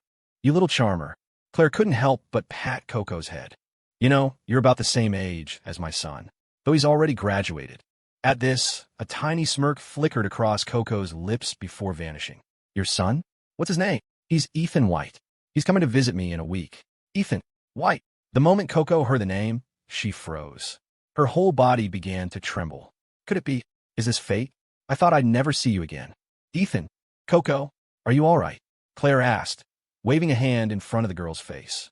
"Oh, sorry, I was just spacing out," Koko said, snapping back to reality. "So, that video you were watching, was that of Ethan?" "Yes, it was." Claire pulled up the video again and showed her phone to Koko. "Look, this is my son." The moment Koko saw Ethan's face, her mind flashed back to when they were younger. It was that woman. It was all her fault. The image of Lily Foster's face appeared in her mind, and Koko's hands clenched into fists. "It was all because I was too weak. That woman stole my Ethan. I was so scared I ran away to another country." Koko gently stroked the image of Ethan on the screen as if it were a precious treasure. "Since fate has brought you back to me, Ethan, this time I will never let you go." "But where is that woman? Did he finally dump her?" "Ha ha. I can only say she deserved it. A woman like her was never worthy of Ethan's love. Besides, he never even liked her." A memory surfaced. A conversation she'd had with Ethan when Lily wasn't around. "Excuse me, are you Ethan White?" she had asked, running up to him excitedly. "Why, yes, I am." Ethan, who had never really talked to a stranger before, was thrilled. He's so handsome when he smiles. She had thought, "That's it. I'm going to be Ethan's bride. My name is Koko Lowell. Can we be friends?" Of course. The word friend made Ethan's previously dull eyes light up instantly. "Yes, he likes me too." "Great. Hi, Ethan." "Hi, Koko."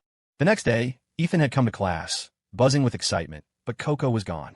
He never saw her again. Koko pulled her thoughts back to the present, listening to the melody of Ethan's song. Claire, this song is so beautiful. Did Ethan write it himself? He did. He told me it's called Childhood. Childhood? Hearing this only solidified Koko's conviction. He feels the same way I do. He really does love me. Achoo. Ethan sneezed, waking up with a start. Weird. Why do I keep sneezing lately? I don't have a cold. He reached over and slid his numb arm out from under Lily's head, shaking it out before lying back down. He pulled her closer into his embrace and kissed her forehead. I love you, Lily. He whispered, then drifted back to sleep. Beside him, a slow smile spread across Lily's face. I love you too. Claire, Koko asked. When Ethan comes to Tokyo, can I come see him? Of course you can. Maybe Ethan will even want you as his cute little sister. Sister? The word made Koko freeze, the sweet smile on her face stiffening. That's right. Claire pulled up a photo on her phone. It was of Ethan and Lily. Look, Koko. This is my son's girlfriend. Isn't she pretty? In an instant, Koko's hands tightened around the phone, her eyes locked on Lily's face. Why? Why is that woman still with him? I thought he hated her. How could this? Ow, Koko, be careful. You're squeezing my hand, Claire said, pulling her hand back. I'm so sorry, Claire. I was just so captivated. She's really beautiful. What's her name? Her name is Lily Foster. She's my son's girlfriend. Lily Foster. What a lovely name, Koko said, her smile completely fake. Claire, could you send me that picture? I want to show my friends. Of course. After they'd added each other as contacts, Claire sent the photo. Oh, Claire, I have to get home now.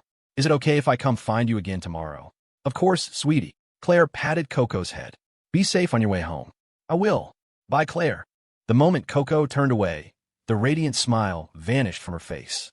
She walked briskly out of the mall. Honey, sorry that took so long. The line was huge, Mark said, walking up with a shopping bag. It's fine. Let's go home. I have to tell you, I just met the most. Back at her apartment, Koko kicked off her platform shoes. Her stockinged feet padded heavily across the floor as she walked into her bedroom. The room was a pastel explosion of cute, cartoonish decor, with pink walls, shelves lined with dolls, and racks of innocent-looking dresses. The only thing that didn't belong was the heavy punching bag hanging in the corner. Taped to its surface was a photo of a young girl. Koko threw her new clothes onto the bed and opened her closet. Inside, nestled among the frills, was a taekwondo uniform and a black belt. Lily Foster. Why won't you just disappear? She muttered, her eyes growing dark and murky, as if being swallowed by a shadow. Ethan never loved you. You just used every trick in the book to trap him. She changed into her uniform, her teeth gritted as she stared at the picture of Lily on the bag. I was afraid of you before. But now, I'm taking back everything I lost. With a sharp cry, she unleashed a vicious roundhouse kick, sending the punching bag swinging violently. Don't worry, Ethan. Koko will save you. We're the only ones who are meant to be together. Thwack, thwack, thwack. The sound of powerful strikes echoed through the room. Lily's eyes opened. She silently slid out of Ethan's embrace and went to her own room. She took the vial and syringe from the first aid kit, drew the liquid back into the syringe, and tapped it to expel any air bubbles. Ugh, I can't take these on the plane, she sighed. I'll have to bring a substitute.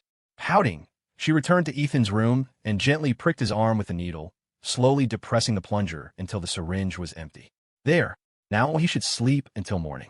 That give me plenty of time to go to the hospital and get what I need. She changed into a dark-colored outfit, glanced back at Ethan with a look of longing, and slipped out of the apartment. In the dead of night, inside the emergency room at Northridge General Hospital. Doctor, I don't know why, but I can't seem to catch my breath, a patient said, gasping for air from his seat. Can't breathe? Is there something stuck in your windpipe? No, it feels like a pair of hands are squeezing my neck, the patient said miserably. You don't think I'm haunted or something, do you? Sir, you need to calm down, the doctor said, adjusting his glasses. There's no such thing as ghosts. That's not a scientific way of thinking. We need to rely on facts, not baseless superstition. Then why do I feel this way, doctor? I don't know yet. Here, let me see your neck. The patient slowly unzipped his jacket, revealing his neck. The sight that greeted the doctor made his jaw drop. What is it, doc? Why are you making that face? The doctor reached out and pulled the man's scarf off his neck. How about now? Feel better? Whoa, I can breathe perfectly. You're a miracle worker, doc. The doctor handed the scarf back to the patient, his face a thundercloud. If there's nothing else, you can go. Right, thanks, doc. The patient looked at the scarf in his hand, his face turning beet red. He offered an awkward smile and scurried out. The things you see in this job, the doctor muttered, shaking his head. He got up to stretch his legs. The ER was empty at this hour, and the hospital was eerily quiet, with most of the lights turned off to save energy. Just as the doctor stepped into the hallway, a dark shadow flashed past in the distance. The doctor, who had been relaxed a moment before, froze solid. What was that? It couldn't be. No, I'm a man of science. I can't be having these thoughts. Suddenly, a voice came from right behind him. Doctor. He started to turn, then stopped himself. He remembered his mother telling him when he was a kid, if you're walking alone at night and someone calls your name, you must never answer, or they'll steal your soul. Even as a grown man, the thought terrified him. The voice, sensing no reaction, grew louder. Doctor. He squeezed his eyes shut and chanted under his breath, Go away, demons, go away, demons. Dr. Evans, what are you doing? A nurse asked, walking up beside him. This patient has called for you twice. Didn't you hear her? Huh? A patient. Dr. Evans opened his eyes and turned to see Lily, wearing a face mask and a baseball cap that shadowed her eyes. Ahem. My apologies. Let's go into the exam room, he said, embarrassed. So Mom was just trying to scare me. What seems to be the problem? Doctor, I need a prescription for some sleeping pills. I've been having trouble with insomnia lately. When Lily got home, she first peeked into Ethan's room. Seeing him fast asleep, she relaxed and went to her own room to put away the bag from the pharmacy and change her clothes. Back in bed, she was about to go to sleep when a thought struck her. Ethan won't be waking up anytime soon. It would be a shame to let this opportunity go to waste. General Ethan, she whispered with a wicked grin. This next move is called the element of surprise. And with that, she slid under the covers. Ethan had a dream. He was floating in a warm, comfortable hot spring, the water swirling around him, making his whole body tingle. When Ethan finally woke up, it was the afternoon of the next day. Ding dong. The doorbell rang. Oh, Koko, you're here. Come in, Claire said, opening the door to find Koko standing there in a pink Lolita dress. Good afternoon, Claire. I hope I'm not disturbing you. After a brief text exchanged the night before, Koko had gotten Claire's address. She'd come over first thing in the morning to get a head start. Not at all. Come on in. You're just in time to try my ramen. Thank you for having me. Koko slipped on a pair of house slippers and entered the apartment. She saw Mark sitting at the dining table, wearing a pair of reading glasses and looking at a newspaper. Claire walked up behind her husband and gave him a sharp pinch on the side. Ow. Honey, what was that for? We have a guest. Be a little more hospitable. Mark looked up and saw a sweet, innocent-looking girl standing in the entryway. Hello, Mr. White. My name is Koko Lowell. Oh, Koko, hello. Mark shot a questioning look at his wife. This is the young lady I was telling you about from the mall yesterday. Isn't she adorable? Then why does she call you Claire and me? Ouch, ow, ow, that hurts. Claire released her grip on Mark's waist. We're like sisters. You wouldn't understand. She then ushered Koko to sit down. You sit here, Koko. I'll go get you some breakfast. Thank you, Claire, Koko said, sitting down across from Mark. Mr. White, you must love Claire very much. Oh, and what makes you say that, Koko? Mark asked, intrigued, putting down his newspaper. You're reading the financial news, which seems very important. But when Claire interrupted you, you weren't angry at all. So I knew you two must have a very special relationship. You're very observant, Koko, Mark said with a smile. But could you maybe call me Mark? Mr. White makes me feel like I'm a whole generation older than your sister, Claire. Sorry, Mr. White. That's just a girl thing, Koko said, sticking her tongue out playfully. There's only one person Koko will ever call by his first name. What are you two talking about that's so fun? Claire asked, carrying out a tray of bowls and placing them on the table. Here, Koko. Try my ramen and tell me what you think. Thank you, Claire. Koko accepted the bowl and chopsticks, leaned her head over it, and took a deep sniff. It smells amazing. Mark understood Koko's polite gesture and nodded in approval. This girl has excellent manners. Her parents must have raised her well. He picked up his own chopsticks first. Well, dig in. Thank you, Mr. White. Only after seeing Mark start did Koko pick up her own chopsticks and take a small, delicate bite. Her eyes lit up. Claire, you're a true domestic goddess. This ramen is absolutely delicious. After hearing Koko's praise, Claire excitedly wrapped her in a hug. Koko, how can you be so delightful? I'm just telling the truth, Claire, Koko said, playing the part of the perfect goody-two-shoes to AT. As long as I can win over Ethan's parents, I'll be one step closer to him. Lily is just forcing him to be with her. Once I rescue my prince, he'll definitely fall in love with me. All right, let the poor girl eat, Mark said, giving Claire a look. Oh, right, I got too excited. Koko, please eat up. Claire sat back down, urging Koko to continue her meal. A few minutes later, after finishing the last of her noodles, Koko suddenly stood up. Koko. Claire looked at her, confused. Thank you for the wonderful meal, Claire. I like to do something to help. Before Claire could react, Koko had swiftly collected the empty bowls and chopsticks and was heading into the kitchen to wash them. It took Claire a moment, prompted by a nudge from Mark, to snap out of her surprise. Oh no. Koko, what are you doing? The kitchen is a mess. Let me do that. It's no problem, Claire. I just want to help you out a little. Koko. Claire was genuinely touched by her behavior. She had a real soft spot for such a well-behaved, thoughtful girl. When Ethan gets back, I'm going to make that little rascal accept you as his honorary little sister. Oh, Claire, I don't know, Koko said, feigning surprise. What if Ethan doesn't like that? He'd dare. A formidable authority radiated from Claire. He'll accept, or I'll make him accept. Well, okay then. Koko put on a reluctant expression, but inside, she was ecstatic. Honorary little sister? That's not bad. I can use that to get close to him, and then slowly lure him into my trap. And when that happens, I'll get to be with Ethan every single day. Achoo. Ethan lay weakly on the bed, his face pale as he looked at Lily beside him. Lily, what's wrong with me? I feel like I'm running on fumes. You probably just caught a cold, Ethan. A few days of rest, and you'll be fine, Lily said, wringing out a warm washcloth from a basin and placing it on his forehead. Damn it. I lost control last night. I have to hold back from now on. Is that it? Ethan closed his eyes, trying to rest. He felt like an empty shell, his body hollowed out. Do you want anything to eat? I can make you something, Lily offered, leaning down and whispering gently in his ear. No, it's okay, Lily. Right now, I just want to sleep. He didn't even finish a sentence before he drifted off again. I'm sorry, Ethan, Lily murmured, biting her lip. I need to let him recover for a while. She left the room and went to the kitchen. Slice. A flash of a knife, and the fresh fish on the cutting board went still. With a series of practiced, deft cuts, the fish was soon prepped and in a pot on the stove. Lily clapped her hands together in satisfaction. The fish soup will be ready for Ethan when he wakes up. Oh, right? A thought struck her, and she pulled a familiar bag from the cupboard. Ethan's old friend, the goji berries. She tore open a new bag and poured the entire contents into the pot, a beautiful smile slowly gracing her lips. Bye, Claire. Bye, Mr. White. I'll come again soon. Koko waved as she left the apartment. Be safe, Koko. Claire watched until Koko's figure disappeared, then turned to Mark. Honey, that girl is so sweet. If Ethan didn't already have a girlfriend, I'd totally set them up. Mark nodded in agreement. She's a nice girl, but I still think Lily is the one for him. I never said Lily wasn't good. Claire pouted. I was just speaking hypothetically. Well, I should get to work, Mark said, standing up and putting on his suit jacket. Come home early, Claire said, straightening his tie for him. Don't worry, things are quiet at the office. I'll be back a little later.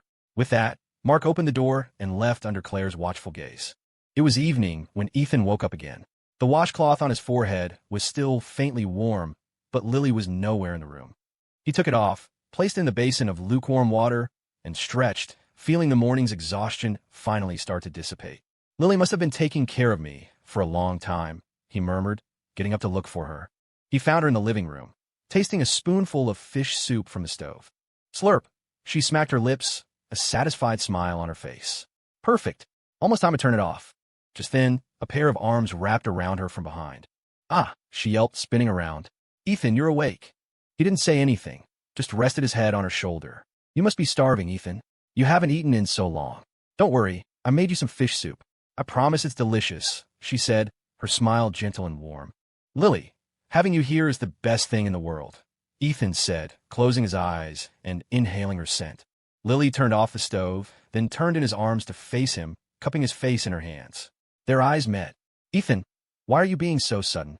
MMPH. Before she could finish, his mouth was on hers, pressing down firmly. She could feel a powerful wave of love pouring from him, drilling straight into her heart as if he wanted to consume her whole. A long moment passed before their lips parted, a single, glistening thread of saliva connecting them for a second. Lily tapped his chest lightly. You bad boy. At least let me finish my sentence. Hee, I couldn't help it. You're just too beautiful. All right. She pushed him gently toward the dining table. Sit down, Ethan. I'll get you some soup. Is it fish soup, Lily? I could smell it all the way from the bedroom. It is. A little fish soup will help you get your strength back. Soon, Lily placed a steaming bowl in front of him. Okay, Ethan, eat up. She rested her chin on her hand, watching him with an expectant look. Ethan picked up a spoon, but as he looked into the bowl, he froze. Lily, why do you put so many goji berries in every single dish? After a week of being nursed back to health, Ethan's body finally recovered, but he had developed a deep-seated phobia of goji berries. He couldn't even stand to hear the words without feeling his stomach churn. Ring, ring. Early one morning, his phone started ringing. Ethan groggily fumbled around on his nightstand until his fingers found the phone, and he swiped to answer. Yeah, who is it? Hello, Mr. White. This is just a courtesy call to inform you that your passports and visas are ready. A courier will be delivering them shortly, a pleasant, professional voice said. Okay, thanks. Ethan hung up and was about to put the phone back when a sudden weight settled on top of him. Huh, am I having sleep paralysis? When he opened his eyes, he saw Lily, who had been sleeping beside him, now sitting astride his chest, her expression cold and intense, sending a chill down his spine. Ethan, who was that woman on the phone? Lily, don't you remember? In one smooth motion, Ethan flipped her over, pinning her beneath him and kissing the soft, fragrant skin of her neck. We applied for our visas a week ago, remember? They're ready. That was just the agency calling. Of course, Lily had heard the conversation perfectly well. It just bothered her.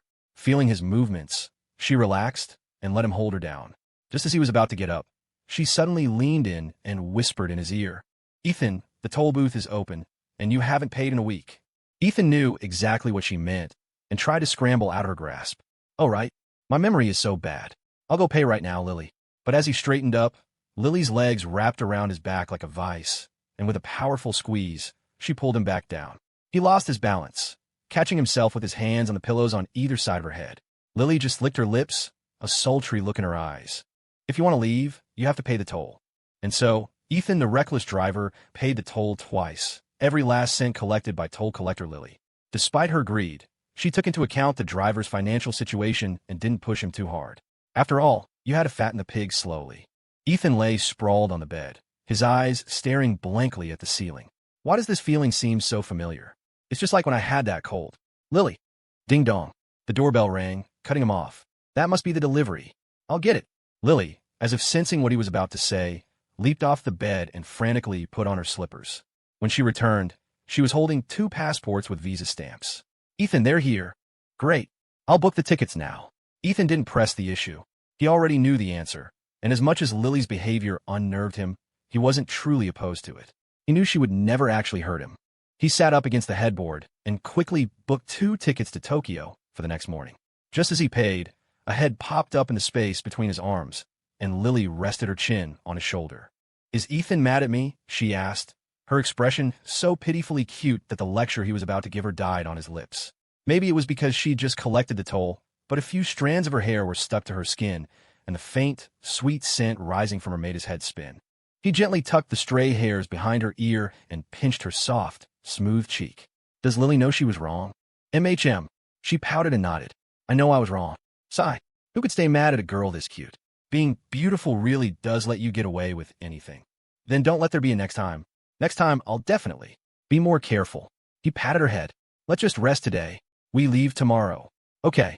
Lily gazed out the window, a deep, unease churning inside her. She felt like something, somewhere, was trying to snatch Ethan away from her. Could it be that other world? No, I don't care what it is. Nothing could take my Ethan away from me. He's mine. Forever. She looked up, stroking his face, her eyes filled with an overwhelming love. Looks like I need to find a way to make him confess everything. Meanwhile, in a small apartment in Tokyo. Ethan. Oh, Ethan. Ethan. Koko gasped, watching the video of him on her phone.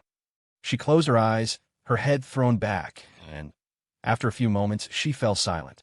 Huh, huh, huh. The rhythmic sound of the girl's panting filled the room. She lay on her bed, as if drunk with emotion, one arm flung across her forehead. The phone screen timed out, the music from the video cutting off, leaving only the sound of her breathing. Huh. She let out a final, shuddering breath, her emotions finally settling. Damn it. I lost control again. Now I have to change the sheets. Koko stood up and stretched, the curve of her body and the paleness of her skin making the bright room seem dim in comparison. The only flaw was, she looked down and sighed softly. Honey, Claire, who was scrolling on the sofa, suddenly shouted, Ethan and Lily's flight gets into Tokyo tomorrow morning. Is that right? Looks like their visas came through. I haven't seen him in so long. I'm going to cook him a huge feast. He's loved my cooking since he was a little boy. As she spoke, Claire threw herself into Mark's arms and started to sob. Honey, am I a terrible mother? Leaving him all alone over there, with no one to rely on. Hey now, We're doing all this so Ethan can have a better future, aren't we? I'm sure he understands, Mark said, patting her back comfortingly. By the way, did you tell Koko? I'm sure she'd be thrilled to hear it. He was trying to change the subject to keep Claire from spiraling. Oh, right. My memory. Claire fumbled for her phone and quickly dialed. Ring, ring, ring. The bathroom door opened, releasing a cloud of hot steam. A single, perfect foot emerged from a mist. The girl's rounded toes were still tinged with pink, and a few drops of water clung to her smooth, white skin. She looked like a character straight out of a fairy tale. Koko brushed the damp hair from her neck and reached for the hairdryer, but just then, her phone rang from the bedroom. Without a second thought, she tossed the hairdryer onto the bed. The caller ID read Claire. Koko quickly answered. She twirled a strand of her golden hair around her finger as she spoke. Claire, what's up? Koko, I have some great news for you. Claire's voice paused dramatically on the other end. Koko's heart felt like a kitten was clawing at it from the inside. Claire, what is it? Just tell me, she urged. Okay. What I was going to say is, your dear Ethan is flying in tomorrow morning. Crash. A loud noise echoed from the other end of the line. Koko, are you okay? Why yes, I'm fine. I was just closing a door, the girl stammered. Oh good. Tomorrow, your uncle and I are going to the airport to pick them up. Do you want to come with us? Yes. Claire, I'll definitely be there. Okay, well, that's all. Claire was about to hang up and go shopping for ingredients when Koko's voice stopped her. Wait, Claire, is Lily coming tomorrow too? Lily? Of course she is. You know, this will be my first time meeting her. Maybe I should buy a new outfit. I see. Bye, Claire. Koko hung up the phone, her head bowed. Water from her wet hair dripped onto the floor, but she didn't move to dry it. She just stood there, frozen. An image of Lily's face from their childhood flashed in her mind, and Koko's sweet features twisted into a terrifying grimace. Sister Lily, she cooed to the empty room. Koko is so looking forward to seeing you. I hope we can have a very pleasant vacation together. Ethan let out a huge sigh of relief. Lily, can you please not scare me like that? I was breaking out in a cold sweat. Okay, I'm sorry. Lily pulled his head down, cradling it against her chest in a soft, comforting embrace. The feeling of his face being pressed in her sent a blush creeping up his neck. MMPH. Lily. After a long moment, he managed to pull free, gasping for air, feeling an immense sense of relief, like a prisoner freed from a mountain's weight, though this mountain was much softer than stone. A faint, clean scent lingered in his nostrils, a fragrance that felt familiar. Clink, clink. A flight attendant pushed a drink cart to their row. Sir, miss, would you like anything to drink? We have milk, water, and orange juice. Lily's brow arched. I'll have an orange juice, and my boyfriend will have a milk, please. Of course. The flight attendant handed them the drinks and moved on. Ethan stared at the warm cup of milk in his hand, lost in thought. He glanced over at Lily. She took a sip of her orange juice, then darted her tongue out to lick a stray drop from her lip. What's wrong, Ethan? She asked, tilting her head. Don't you like this brand of milk? No, it was just a little too hot. It should be fine now. The blush that had just faded from his cheeks came rushing back. He quickly downed the entire cup of milk in one go. Gulp, gulp, gulp. Hiccup. Ethan, you drank it so fast. I wanted to have a taste, Lily pouted. Lily glanced around, and seeing that no one was looking, she leaned close to his mouth. It's okay, she whispered. There's still a little bit left. And then her head tilted forward, and her lips met his. It was the first time Ethan had ever tasted orange-flavored milk. Clink, clink. The drink cart was coming back. When the flight attendant returned, she saw that Ethan's milk cup was empty. The passenger himself was turned toward the window, pretending to look at the scenery while constantly pursing his lips. The girl beside him was watching him intently. This passenger must really like milk. Sir, would you like a refill? Ethan whipped his head around, waving his hands frantically. No, thank you. I'm good. The flight attendant was about to take the cup when a hand snatched it away. Lily poured half of her orange juice into Ethan's cup, the sides of which were still coated with milk. Then she handed her own cup to the attendant. Sorry, miss, I can't drink all this orange juice. You can take this one back. Of course. The attendant smiled, took the cup, and wheeled the cart away. When she was gone, Ethan turned to Lily, confused. Lily, why didn't you just give her my? Lily extended her tongue and slowly licked the rim of his cup before tilting her head. And never mind. Ethan turned back to the window, his face burning, and closed his eyes. How is anyone supposed to handle this? Lily finished the orange juice in one go and leaned her head against his shoulder, dozing off. When the flight attendant emerged from the galley, she saw the two of them, heads resting against each other, looking incredibly sweet. What a lovely couple. She went back and returned with a blanket, stopping in front of Lily. Hearing the footsteps, Lily's eyes snapped open, startling the attendant. But years of training kicked in. She quickly composed her expression, offered a smile, and handed the blanket to Lily. Lily took it. "Thank you," she whispered. The attendant nodded and left. Lily unfolded the blanket, draped most of it over Ethan's sleeping form, and then leaned against him again, closing her eyes. A few hours later, bing, a chime sounded through the cabin, followed by the captain's voice. "Dear passengers, we will be arriving at our destination in approximately 30 minutes. Please prepare for landing." Ethan slowly opened his eyes, his body aching from sitting in the same position for so long. As he started to stretch, the blanket on his chest slid off. He grabbed it, puzzled. A blanket? Where did this come from? He glanced at Lily and saw her wide awake, watching him. The blanket on her was only covering a small part of her arm. "Did you sleep well, Ethan?" "No." At his response, Lily immediately grew flustered. "Was it my fault? Was the cold air from the vent hitting you? I'm so sore." Ethan pulled her into a fierce hug. "Are you an idiot? Why didn't you use it yourself? Why are you always so good to me?" Lily froze for a second. Then a gentle smile bloomed on her face. She placed a hand on the back of his head. "Because you're Ethan. Promise me, from now on, you'll think of yourself first, okay?" When she didn't answer, he adopted a mock-stern tone. "Promise me. I promise, I promise."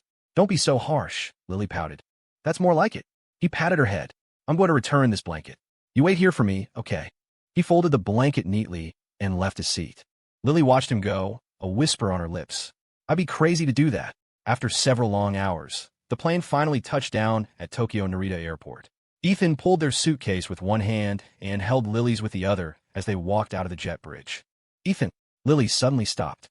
"What is it, Lily? You have to remember, Ethan, I'm the only one who truly loves you. The only one." Her eyes grew deep and intense. What's wrong with her? Why is she suddenly like this? "Don't worry, and I love you the most too," he said, pulling her into a gentle, reassuring hug. "Yes, we're all each other needs," Lily purred, a blissful smile on her face. She clearly loved hearing him say that. "That's right, Ethan. No one loves you more than I do. All other love is fake. It's superfluous, and I hope you aren't fooled by it. Because if you are, Lily will just have to eradicate it." Outside the airport arrivals gate, Claire was pacing back and forth excitedly. Mark, by contrast, was a picture of calm, standing still and watching the flow of passengers, searching for his son's face. Most passers-by, however, were drawn to the girl standing next to Claire. A girl in a white Lolita dress and a small matching hat, standing on her tiptoes, peering anxiously toward the gate. It was Koko Lowell. Who could be so lucky, people wondered, to have such an adorable girl waiting so desperately for them? Many of them wished it were them she was looking for. Just as the crowd's anticipation peaked, a handsome, dark-haired young man emerged, holding the hand of a girl so beautiful she seemed like an angel fallen to earth. "I thought the Lolita girl was stunning, but man, there's always a higher mountain. If I were that guy, I could die happy. Wow, what a beautiful girl. I love her. Son, son," Claire and Mark shouted in unison, rushing toward Ethan. Only one person didn't move. "Koko. How is this possible? Why is my Ethan holding that woman's hand?" Her eyes were so wide, they looked like they might pop out of her head, her face a mask of disbelief. Her small hands twisted the fabric of her skirt. It must be her. She must be forcing him to do this. "Don't worry, Ethan. I know you want to escape her clutches. Koko will save you." "Lily Foster, I'm not the same meek little girl I used to be. I'm taking back everything I lost." With a determined look, Koko started walking toward them. "Oh, my boy." Claire threw her arms around Ethan, her voice choked with emotion. Seeing this, Lily's brow tightened, and her body began to tremble almost imperceptibly. "Let go of him. Let him go." Since this was his first time meeting his parents in this life, Ethan was still a bit flustered. After a moment, he gently broke free from his mother's hug. "Mom, Dad, it's been a while. You little brat. You've gotten taller," Mark said, taking the suitcase from him and clapping him on the shoulder. "Hee. Let me introduce you." Ethan put his hands on Lily's shoulders and guided her forward. "This is my girlfriend, Lily Foster." "Oh, my daughter-in-law is so beautiful," Claire exclaimed, taking Lily's hand. "It's nice to meet you, Mr. and Mrs. White," Lily said, forcing a tight smile. Suddenly, a figure appeared in her line of sight, and her pupils contracted. "Hello, Ethan." Koko came skipping up, leaning forward as she spoke, her eyes darting toward Lily. The gazes of the two girls met like crackling live wires, filling the air with the smell of gunpowder. Lily, long time no see. Koko's voice was deliberately high and sharp, her eyes like daggers aimed straight at Lily. I'm back, Lily. It's time we settled this. Well, if it isn't. Little sister Koko, Lily shot back, not giving an inch. I already spared your life once. Why are you so determined to die? Claire looked between them, puzzled. Lily, Koko, you two know each other? Koko nodded, a sweet smile playing on her lips. Yes, Claire. Lily and I used to be very close. That's right. Koko and I were practically sisters, Lily said, positioning herself in front of Ethan to block Koko's path. Koko suddenly tilted her head, peeking around Lily to look at Ethan. Ethan, do you remember me? You wouldn't forget me. I know you wouldn't. Just nod your head, and I'll fight for you no matter what. Ethan searched his memory. The girl looked familiar, but also like a complete stranger. He rubbed the back of his neck and laughed awkwardly. Sorry, have we met? The moment he said it, Koko's world collapsed. The surrounding chatter and traffic noise faded away, leaving her standing alone in a vast, empty space. He's lying. How could he forget me? He was so happy when we became friends. A cold sneer from Lily shattered Koko's thoughts. Let me repeat myself, little sister Koko. He's my Ethan now. I suggest you remember that, and don't make the same mistake twice. Lily's whisper was like a demon's hiss in her ear. I understand, Koko said, her face a mask of fear as she stumbled backward. Just as Lily thought she had won, Koko suddenly swerved, using Claire as a screen to dart around and lunge for Ethan's arm. You dare! In a flash, Lily was in front of him. Her fist shot out and struck Koko's shoulder, knocking her back.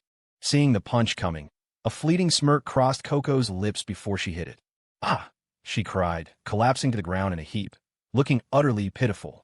Well, look, two hotties are fighting. How could she hit her? I'd take that punch for the Lolita girl any day. Your motives are a little transparent, dude. You caught me. The crowd erupted in murmurs, some people pulling out their phones to record the drama. Mark stepped forward and blocked one person's phone, speaking in fluent Japanese. Sir, please do not record this. This is a private matter. Claire rushed to help Koko up. Lily, what are you doing? I thought you two were friends. Koko held her fist to her eyes, sobbing softly. I just wanted to say hello. To Ethan. Lily let out a cold laugh.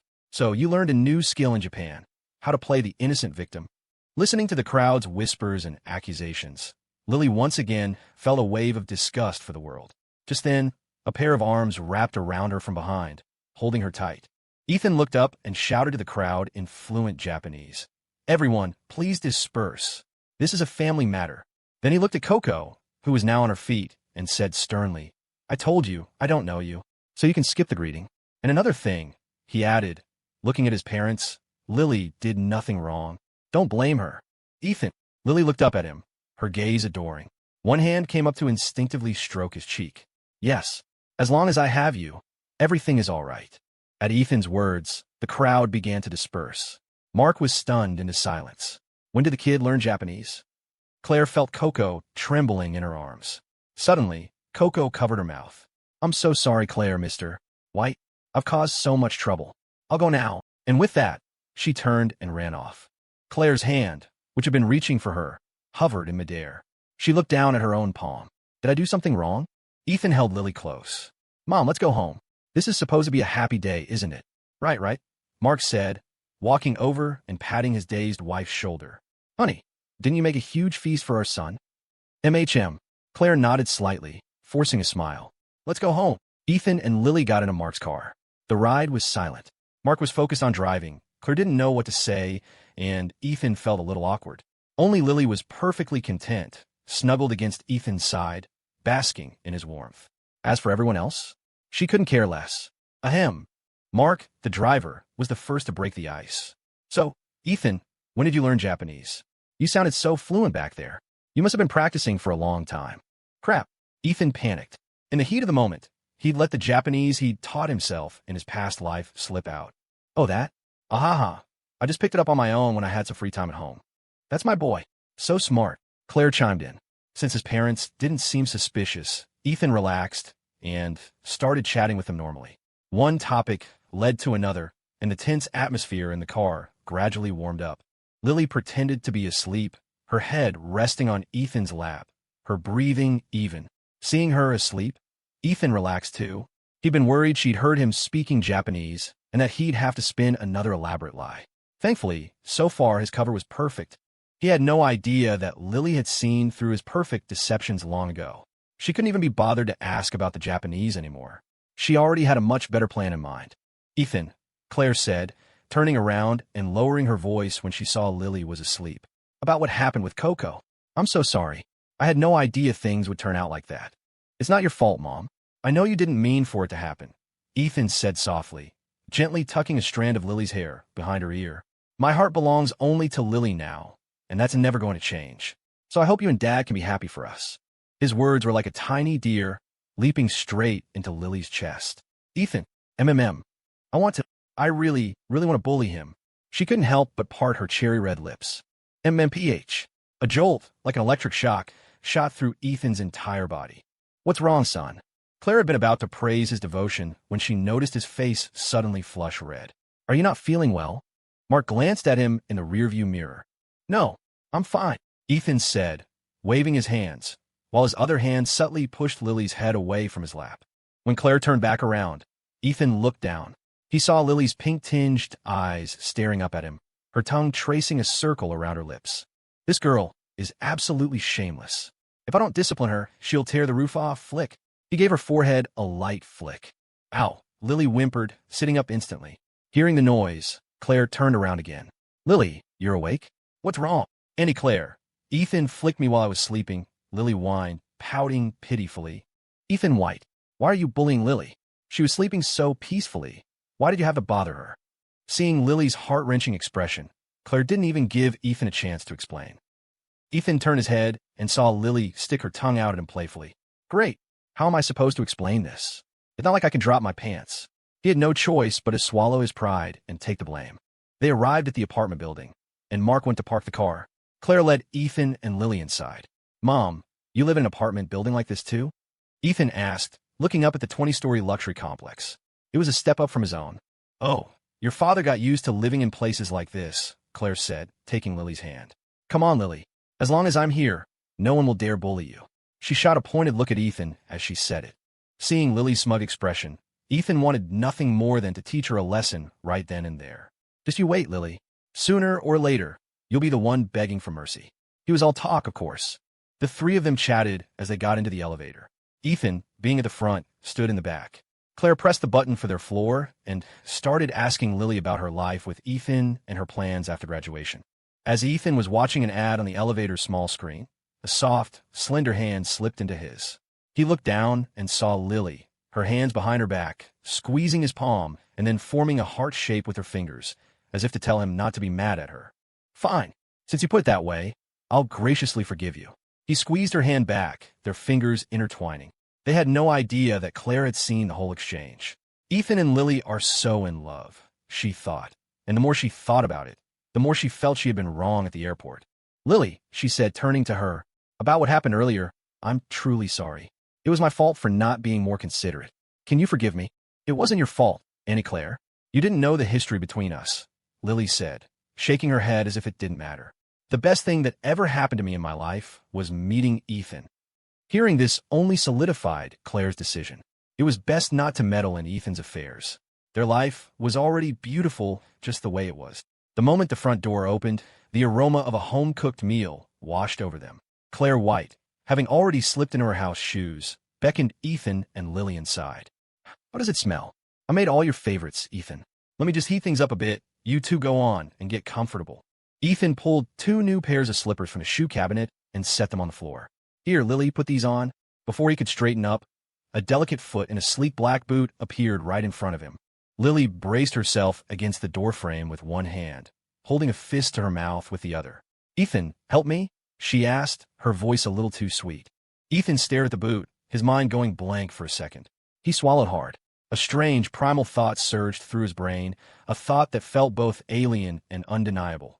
My brain just short-circuited. Ahem. Faking a cough, Ethan glanced back. Claire was gone, presumably in the kitchen. He reached down for the sinful little boot.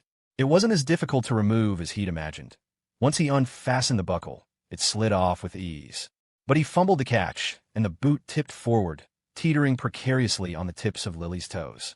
"Ethan, hurry up," Lily murmured, turning her head to the side, a blush coloring her cheeks. I know. Ethan gripped both sides of the boot and gently pulled it free. What met his eyes was a foot sheathed in a translucent white sock, ending perfectly at the ankle. Through the fine mesh, Ethan could see her delicate toes wiggling slightly. So beautiful. He found himself captivated, lost in the sight. Ethan, the other one, Lily prompted, setting her bare foot down. Oh, right. With the experience of the first, the second boot came off in a flash. He then walked into the living room, trying to act as if nothing had happened. He didn't know that Claire had been peeking around the kitchen doorway, watching the entire exchange. Looks like I'll be a grandma before I know it, she whispered to herself, tapping a soup spoon against her chin. A moment later, the front door clicked shut again as Mark White, having parked the car, came inside. Ethan, Lily, come sit at the table. Dinner's almost ready. Okay, Dad. Okay, Mr. White. Once everyone was settled, Claire brought out the last dish. Dinner's served. She picked up a piece of savory pork rib and placed it in Ethan's bowl. Son, look at you, you're all skin and bones. Eat up. Thanks, Mom. Lily watched that piece of meat land in Ethan's bowl, her hand, hidden beneath the table, tightening into a trembling fist.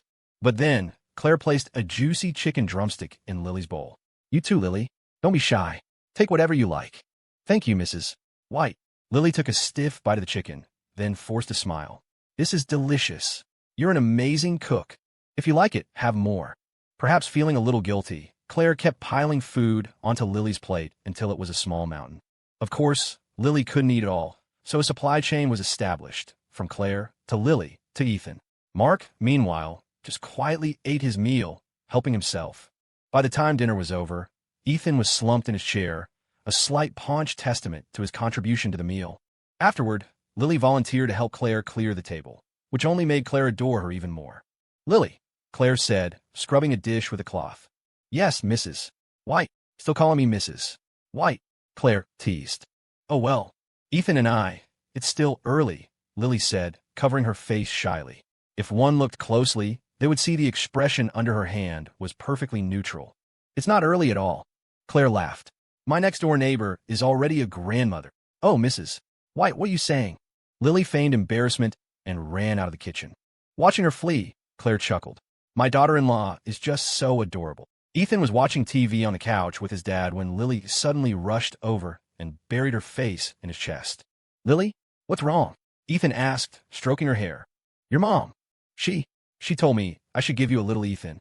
A profound silence instantly fell over the room, leaving only the droning of the television. Man, this show is just so good, isn't it? Mark said, as if to no one in particular, adjusting his glasses and staring intently at the screen. Dad, you're watching the news, Ethan thought, but he didn't dare call out his father's terrible acting. He knew that if he did, it would be awkward for all three of them. Hey, Dad, I was going to take Lily to the room to get settled. With that, Ethan took Lily's hand and led her down the hall. Mark just nodded, his eyes still glued to the TV, though whether he was actually watching was anyone's guess. Just as Claire finished in the kitchen, her phone buzzed in her pocket. Hello, Claire. It was Koko Lowell's voice, hoarse as if she'd just been crying.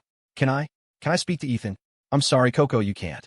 Claire's voice was firm, cutting her off without hesitation. Can I ask you something? Of course, Mrs. White. Are you in love with Ethan? There was a long silence on the other end, then a quiet admission. Yes, I've loved him for a very, very long time. Then I'm very sorry to hear that, Koko. Ethan and Lily are very happy together, and I think it's for the best if you don't interfere with their lives anymore, Claire said, her tone severe. A short, bitter laugh came through the phone, followed by the dial tone. Koko tossed her phone aside. Claire's words had drained the last ounce of strength from her. She collapsed on her bed, the sheets already damp with tears. Her eyes were red and swollen, unable to produce another drop. Ethan, why? Why did you forget me? I was always waiting for you. You used to hate Lily Foster, didn't you? Why? Why are you doing this to me? Darkness enveloped the room, swallowing all light. Unseen, a tiny red light blinked once on the collar of Koko's shirt. An unknown amount of time passed. A pair of crimson eyes snapped open in the dark. Fine. If I can't have Ethan's heart, then I'll just have to destroy him. No one else will ever have his love. No one but me. Koko slowly rose from the bed. She picked up a childhood photo of Ethan from her desk, hugged it to her chest, then curled up on the bed and fell into a deep, troubled sleep. She dreamed. She dreamed she was Ethan's wife, standing with him at the altar on their wedding day. Phew, finally got the room sorted out, Ethan said, wiping sweat from his brow. Time for a shower. Ethan, come look at this, Lily said. She had opened the closet and was blinking in confusion. What's up? When Ethan peered over her shoulder, he was stunned by what he saw. In the large, empty closet, there was only a single comforter. I'll go ask, Ethan said, turning to leave, but Lily grabbed his arm. Ethan, it's not like we haven't. No, absolutely not. I'm thinking of my own physical well-being. Ethan declared righteously. This is my parents' house. Their room is just one wall away. I have no desire to see their weirdly knowing expressions tomorrow morning. He pulled free from Lily's grasp and marched out of the room. Lily didn't follow. She just sat down slowly on the bed. Silly Ethan. One blanket is the hint. Asking won't change anything. A new thought struck her. Right. Let's see how the plan is progressing. She pulled a pair of earbuds from her purse and put them in. Knock, knock, knock. Who is it? Are you trying to keep people from sleeping? Claire's voice called from within the room. Mom, it's me. It's so late. Why aren't you in bed? Why are you knocking on my door? Didn't you eat enough at dinner? For some reason, the kind, gentle Claire from the afternoon had been replaced by someone who sounded like she'd swallowed gunpowder. No, there's only one comforter in my room. How am I supposed to sleep? Huh? I remember putting 2 in there when I was cleaning. Mark's voice drifted faintly from the room. You be quiet. Claire snapped at him, then turned her attention back to the door. We're out of extra blankets. You'll have to make do. This family is on a budget. We can't afford your fussing. That's it, I'm going to sleep. We can talk about it tomorrow. The sliver of light under the door vanished. Ethan finally understood. He'd been played. Sigh. He returned to the room and sat on the bed with a heavy sigh. Lily, whose hand had just emerged from her purse, watched him with narrowed, teasing eyes. What's the matter? Your pilgrimage for extra blankets was a failure. Don't even talk about it. My mom did it on purpose, Ethan said, throwing his hands up in defeat before taking off his jacket. Lily, I'm going to shower first. I'll be back. Okay, Ethan. Make sure you get nice and clean, Lily purred. Her words nearly sent Ethan stumbling. No, you can forget about it for now, Lily. If you try anything, I'm sleeping on the couch. It wasn't that he was afraid of her, but with his parents just one wall away, he just couldn't handle it. Lily rolled her eyes. Is your brain just full of little worms? Ethan, I meant you should wash up properly. Not what you were thinking. I don't believe you for a second. Ethan said, heading for the bathroom. TSK, the Ethan of today isn't so easy to fool anymore, Lily pouted. The moment he disappeared, she pulled the earbud from her purse and placed them in her ears. The hot water sluiced over Ethan, washing away the day's fatigue. A hot shower really is the best. So, who was that girl this morning? I really don't have any memory of her. The image of the blonde, Koko, flashed in his mind. He thought for a moment, then shook his head. I can't place her at all. Probably just some random person. Lily took off the earbuds, a sly smile on her face as she put them back in her bag. I'm sorry, Ethan. Forgive me just this once. This is all your fault for not telling me everything. Click. The bedroom door opened, and Ethan walked in, towel drying his hair. Lily, I'm done. You want to go now? I put a fresh towel for you on the Lily walked right up to him and inhaled deeply, the scent of mini shower gel filling her senses. Lily, nothing. She snatched the towel from his head and headed for the bathroom. Lily, I told you there's a new. Before Ethan could finish, the bathroom door slowly closed. Inside, Lily buried her face in the towel, breathing in his scent. Koko will probably make her move in the next few days. I might as well help her along. You'd better be grateful, little sister Koko. The hunter is about to become the hunted. Back in the bedroom, Ethan got into bed early. He lay on his side, his back to the door, eyes closed, feigning sleep. Here she comes, he thought. The angel of exhaustion is coming for me. La la la. A soft humming grew closer. Suddenly, the humming stopped. The lamp on the headboard clicked off. Before Ethan's brain could process it, the bed dipped as someone climbed in. He held his breath, not daring to make a sound. An intense pressure emanated from behind him. A long moment passed, but there was no movement from the other side of the bed. Strange. Is she really asleep? Usually by now I'd be under attack. His mind raced, but his body remained perfectly still. He didn't know if this was a trap. As time ticked by, his muscles began to ache from holding the same position. She hasn't moved in so long. Maybe she's really asleep? I can't stay like this forever. Should I turn and look? The thought had barely formed before his body began to move, turning his head frame by agonizing frame until he could just make out a dark silhouette with its back to him. Looks like she's asleep. She's actually willing to listen to me for once. Ethan smiled and stretched his cramped body, turning his head back to finally sleep. But as he settled, A familiar scent of shower gel hit him. Isn't this the same one I just used? Does it really last this long? Wait, why is there a hint of warmth coming from this direction? A terrifying realization dawned on him, but it was too late. The silhouette of a person was now looming right beside him. Lily, weren't you behind me? That was just my clothes, silly. Tonight, can we not? MMPH. Lily, that's enough, I've already. MMPH. Not enough. It's never enough. I surrender. I've ceased all resistance. I beg for favorable treatment of this prisoner of war. No quarter. Ethan had no idea how long he'd been asleep. The battle had been constant, and at some point, he was sure he'd seen his great-grandfather beckoning to him from the great beyond. In the early morning, his subconscious registered a few movements on the bed, seemingly in his direction. The comforter arched up like a rainbow bridge. At this point, Ethan had no thoughts left. He just wanted to live. After a few minutes, Lily, her eyes still closed, paused for a moment before getting out of bed. She gently tucked the comforter around Ethan, tidied herself up, and left the room. The moment the door opened, she saw Claire emerging from the kitchen with a glass of milk. Claire's face instantly broke into a wide, joyous smile. It wasn't just because Lily was awake. It was because it was already noon. Mark had left for work hours ago, and Lily was just now emerging. Claire didn't have to guess. She was sure she'd be a grandmother soon. Lily, you're awake. Where's Ethan? Ethan's still sleeping. Oh, of course. He's graduated now. He should get his rest. Claire pushed the glass of milk toward Lily. Want some milk? You must be starving after so long. No, thank you. Mom, I'll just eat with Ethan later. Lily glanced at the milk, then walked into the bathroom. Looking at herself in the mirror, Lily's lips curled into a meaningful smile. Little sister Koko, you'd better not disappoint me. I wouldn't normally wear Ethan out like this. This is all for you. Koko awoke to a blinding light, staring blankly at the ceiling. The photo frame in her hands was pressed against her stomach. Her room, once decorated in her favorite shade of pink, now looked like a colorless black and white film. The light of her world was gone. Why? Why did fate bring you to me? Only for you to push me away. I still remember that day, your face full of surprise, your eyes filled with excitement. It felt like we were meant to be. But why don't you remember me now? My Ethan. Koko lifted the frame, her gaze fixed on the boy in the picture. Her once clear, innocent eyes were now veiled by a dark shadow. One more time. I just have to tell him to his face. Then he'll definitely remember. A surge of energy flooded through her. She stood up straight. I'm going to find Ethan. I'm going to tell him everything. She carefully placed the photo frame back on the table, leaned down, and kissed the boy's image, a sweet smile on her face. Wait for me, Ethan. Koko is coming for you. With that, the girl ran to her closet and began to meticulously select a bright, beautiful outfit.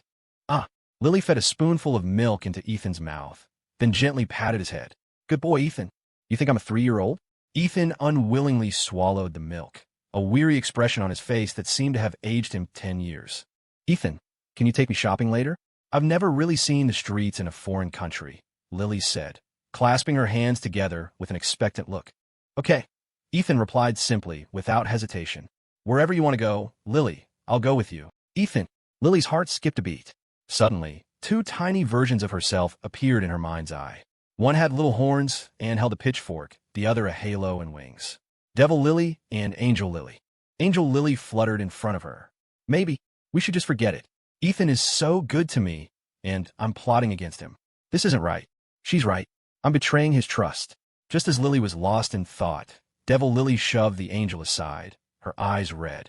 Are you going to just watch him disappear from your life? Don't come crying to me later, saying you regret it. There's only one Ethan in this world. Don't you dare end up like Koko Lowell. Hearing that, Lily mentally shoved the angel out of her head. She's right.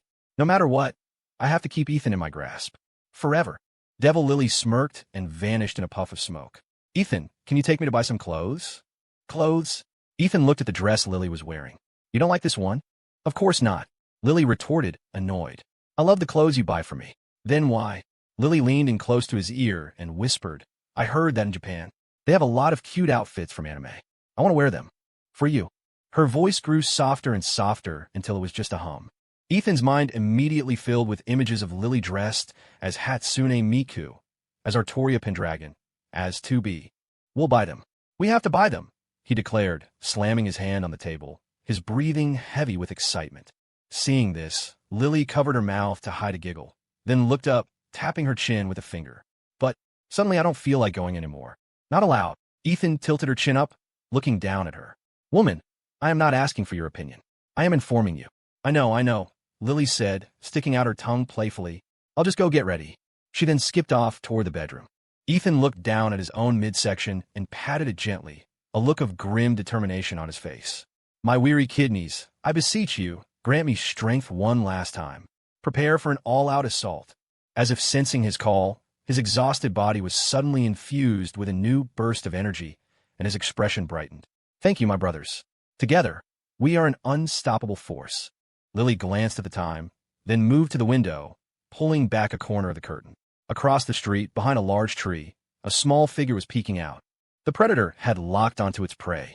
Only the prey itself remained blissfully unaware.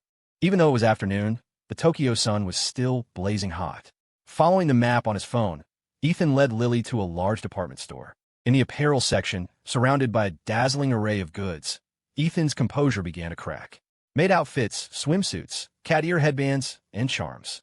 His expression shifted from shock to delight, and finally to a kind of manic glee. He started grabbing items, holding them up to Lily for a moment before tossing them into their shopping basket. One by one, the clothes piled up until they were overflowing.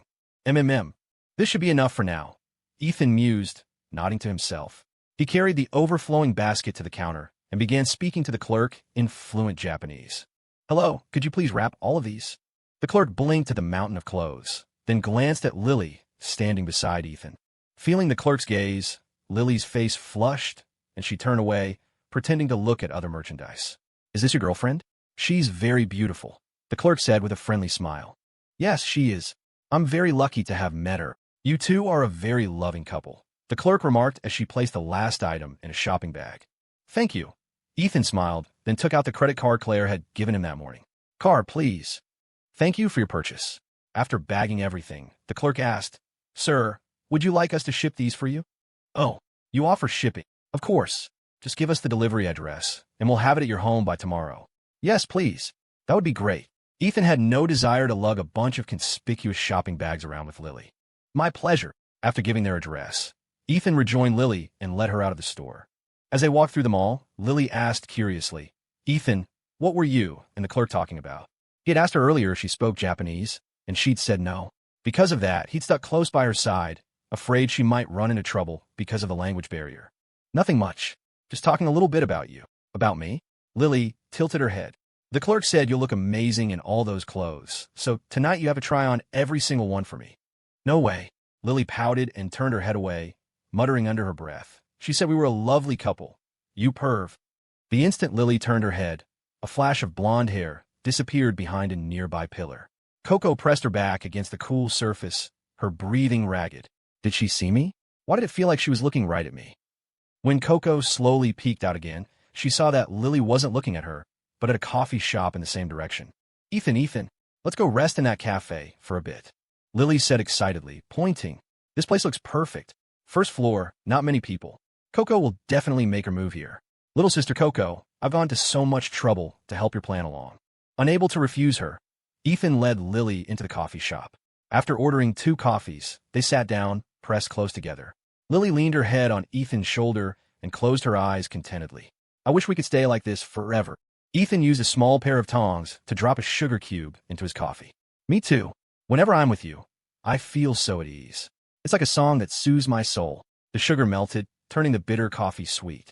Life was a lot like that, wasn't it?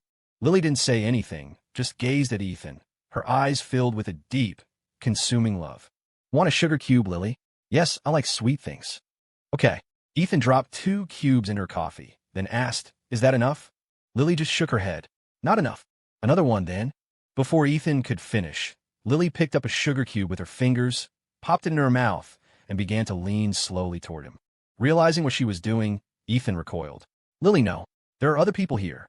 But Lily paid him no mind, pressing him back against the glass wall of the booth and leaning over him. The sugar cube passed from her lips to his. Feeling the sweetness dissolve on her tongue, Lily licked her lips and said, That's sweet enough. She stroked his face. Ethan, I'm going to the restroom. You wait here for me, okay? With that, she slowly got up from the sofa. As she left, she glanced out the glass wall. A figure was standing behind a railing across from the cafe, staring daggers at her. A beautiful smile curved Lily's lips as she walked away. The sugar cube had fully dissolved by the time Lily was gone, and as it did, Ethan snapped back to his senses. Damn you, Lily. Seduce me and run. Just you wait.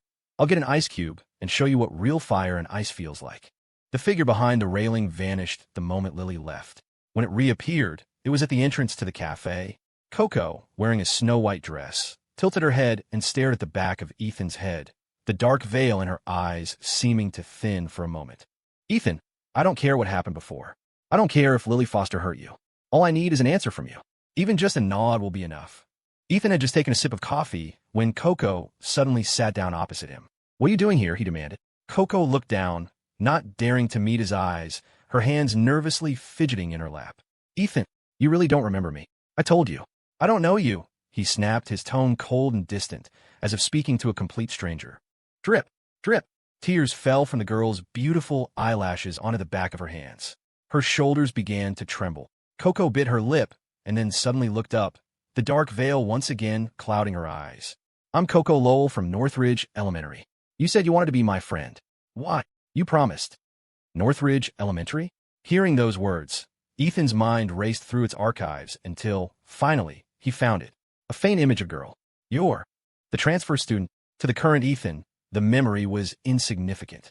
And besides, who would have known that the short, chubby girl from back then would grow into this cute blonde? You finally remember me? Koko stood up, her voice trembling with emotion as two streams of tears traced paths down her cheeks. So what's your goal here? Goal? The question seemed to stun Koko. You're the one who said you hated being tied down by Lily Foster. You're the one who said you wanted to be friends with me. Why? Why are you being so cruel now? I remembered. I always wanted to come and save you. You were the one who said you wanted to escape Lily's prison, weren't you? Was that so? The memory was there, but this Ethan wasn't the original. The childhood drama meant little to him. I don't need that anymore. Lily and I are doing great. Doing great? Koko vividly remembered the fear and disgust on Ethan's face when he'd spoken of Lily. It was a look she could never forget. But now this casual, dismissive attitude made her doubt everything. Is he really my Ethan?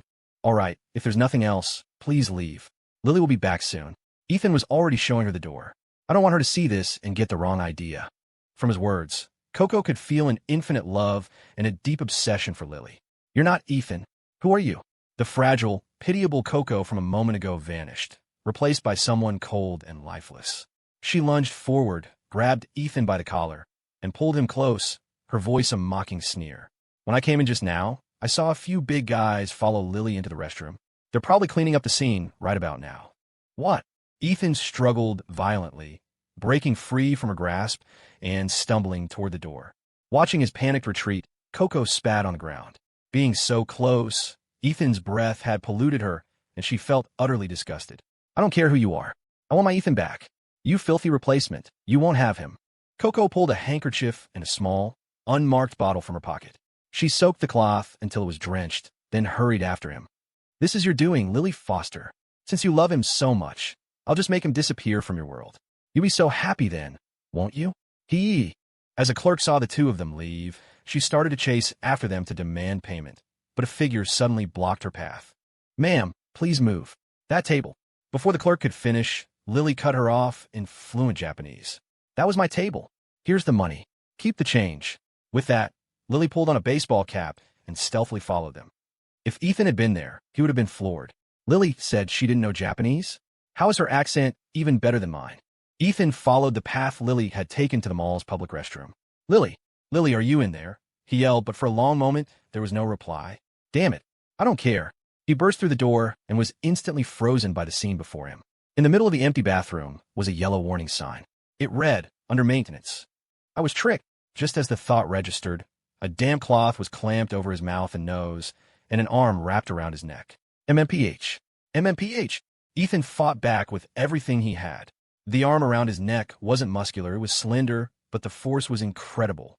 The pressure cut off the blood flow to his brain, and his strength began to fade. In a flash of inspiration, he opened his mouth and bit down hard on the fingers holding the cloth. Urk! The person behind him grunted in pain and loosened their grip. Ethan seized the opportunity and broke free. When he saw who was behind him, it was just as he'd suspected. Koko, do you have any idea what you're doing? As if she hadn't heard him, Koko stuffed the handkerchief into a plastic bag, then took out a disinfectant spray and coated her arm and bitten fingers. So disgusting, she muttered, her eyes landing on Ethan. The time is almost up. Time? What? Ethan's legs suddenly gave out, and he crumpled to his knees. His eyelids felt impossibly heavy. Why? I have no strength. It was that handkerchief. By the time he put it together, he had lost consciousness. Koko pulled on a pair of black gloves and reluctantly hoisted Ethan onto her back, then left the restroom. She scanned her surroundings cautiously, and seeing no sign of Lily, she slipped into a nearby alley. A gust of wind whipped through the alley entrance, and with it, a flash of white. When Ethan woke up, his eyes were covered by a black cloth. He was sitting on a wooden chair, his hands and feet bound tightly to its legs. Where am I? You're awake. Koko's voice came from in front of him, dripping with a sick, twisted energy. What do you want? What do I want? Koko's eyebrow twitched, and she slapped him hard across the face. A red welt immediately began to form. Where is he? He? I don't know what you're talking about. Huh, you still think you can hide it now? Koko's voice was a menacing purr as she reached out and wrapped her hand around his throat. If you don't start telling the truth, I won't stop here. Cough. I told you. I don't know what you're talking about. Very well. I hope you're just as tough in a little while. With that, Koko's footsteps retreated, leaving Ethan in a state of growing panic. She knows I'm not the real Ethan? How?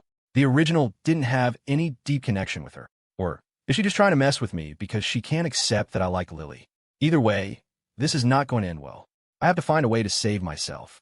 After several attempts, Ethan found that if he tensed his entire body and bucked, the chair would hop a tiny bit. There's a chance.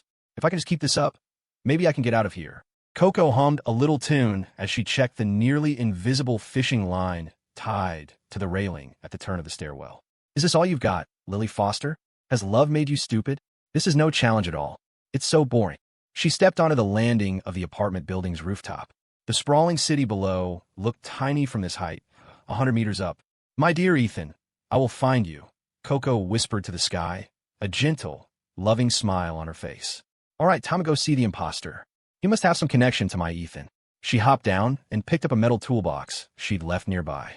As she shook it, the sound of tools clanking together echoed in the silence. Just then, a wooden plank flew out from the stairwell entrance. Crack! Koko spun around with a whip-like kick, shattering the plank into two pieces. Who's there? She snapped, her eyes fixed on the doorway. A pair of pale blue eyes gleamed in the darkness. A figure slowly emerged. It was Lily. Having fun, little sister Koko. Lily, how did you get here? Did you do it on purpose? Bingo.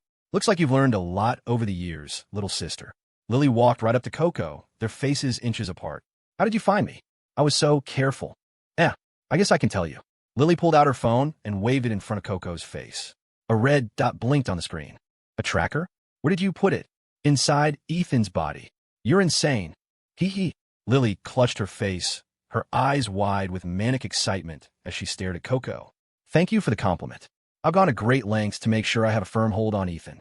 He will never, ever leave me. Koko's lips curled into a smirk. Lily, what if I told you that he isn't by Shao-E? What? Lily's hands dropped to her sides. She stared at Koko, frozen. What did you say? Ha ha ha ha. Seeing Lily's shock, Koko burst out laughing. You mean you didn't notice? It makes sense, doesn't it? Why would the Ethan who despised you suddenly be with you? Only an imposter would do that. Impossible. He is Ethan. He is Ethan. Lily clutched her head, feigning agony. Just imagine how happy the real Ethan would be to see you fawning all over someone else in his body. He'd probably clap and cheer. Koko had never felt so triumphant. To her, Lily was just a pathetic little dog, wagging her tail for a fake Ethan's affection and loving every second of it. So, Lily, do you still think you're worthy of my Ethan? Koko stepped forward and grabbed Lily's chin, looking down at the dazed girl. Don't worry. I'll make sure you two can be together forever. Ha ha. She expected Lily to break. Instead, a flash of silver streaked past her eyes. It was a dagger.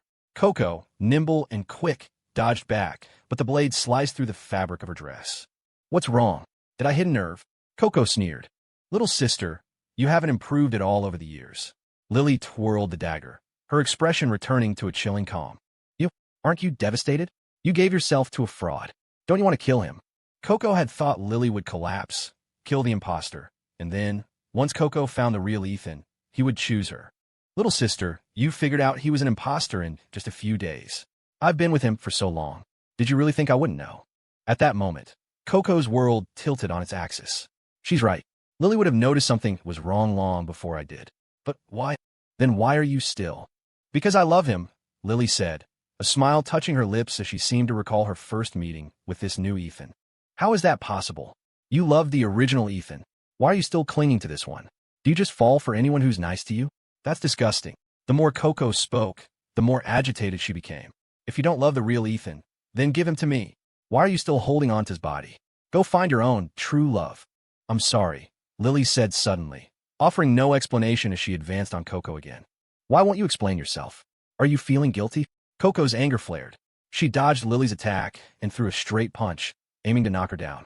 But Lily was prepared. She ducked under the punch and slammed the butt of her dagger into Koko's stomach. Arg! Koko crumpled to the ground, pain radiating through her. Lily gave her no time to recover. She knew Koko was dangerous. She pulled out a taser and zapped Koko, then quickly bound her hands with a rope. Koko didn't struggle. A faint light still flickered in her eyes.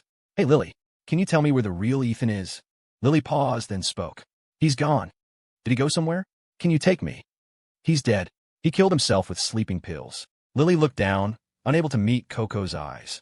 She knew his death was deeply connected to her. Dead. Koko froze, her eyes wide, her body trembling uncontrollably. After he died, he suddenly came back to life. But the Ethan who came back, he was from another world. Lily didn't try to hide it. Koko was destined to. So, you fell in love with that person?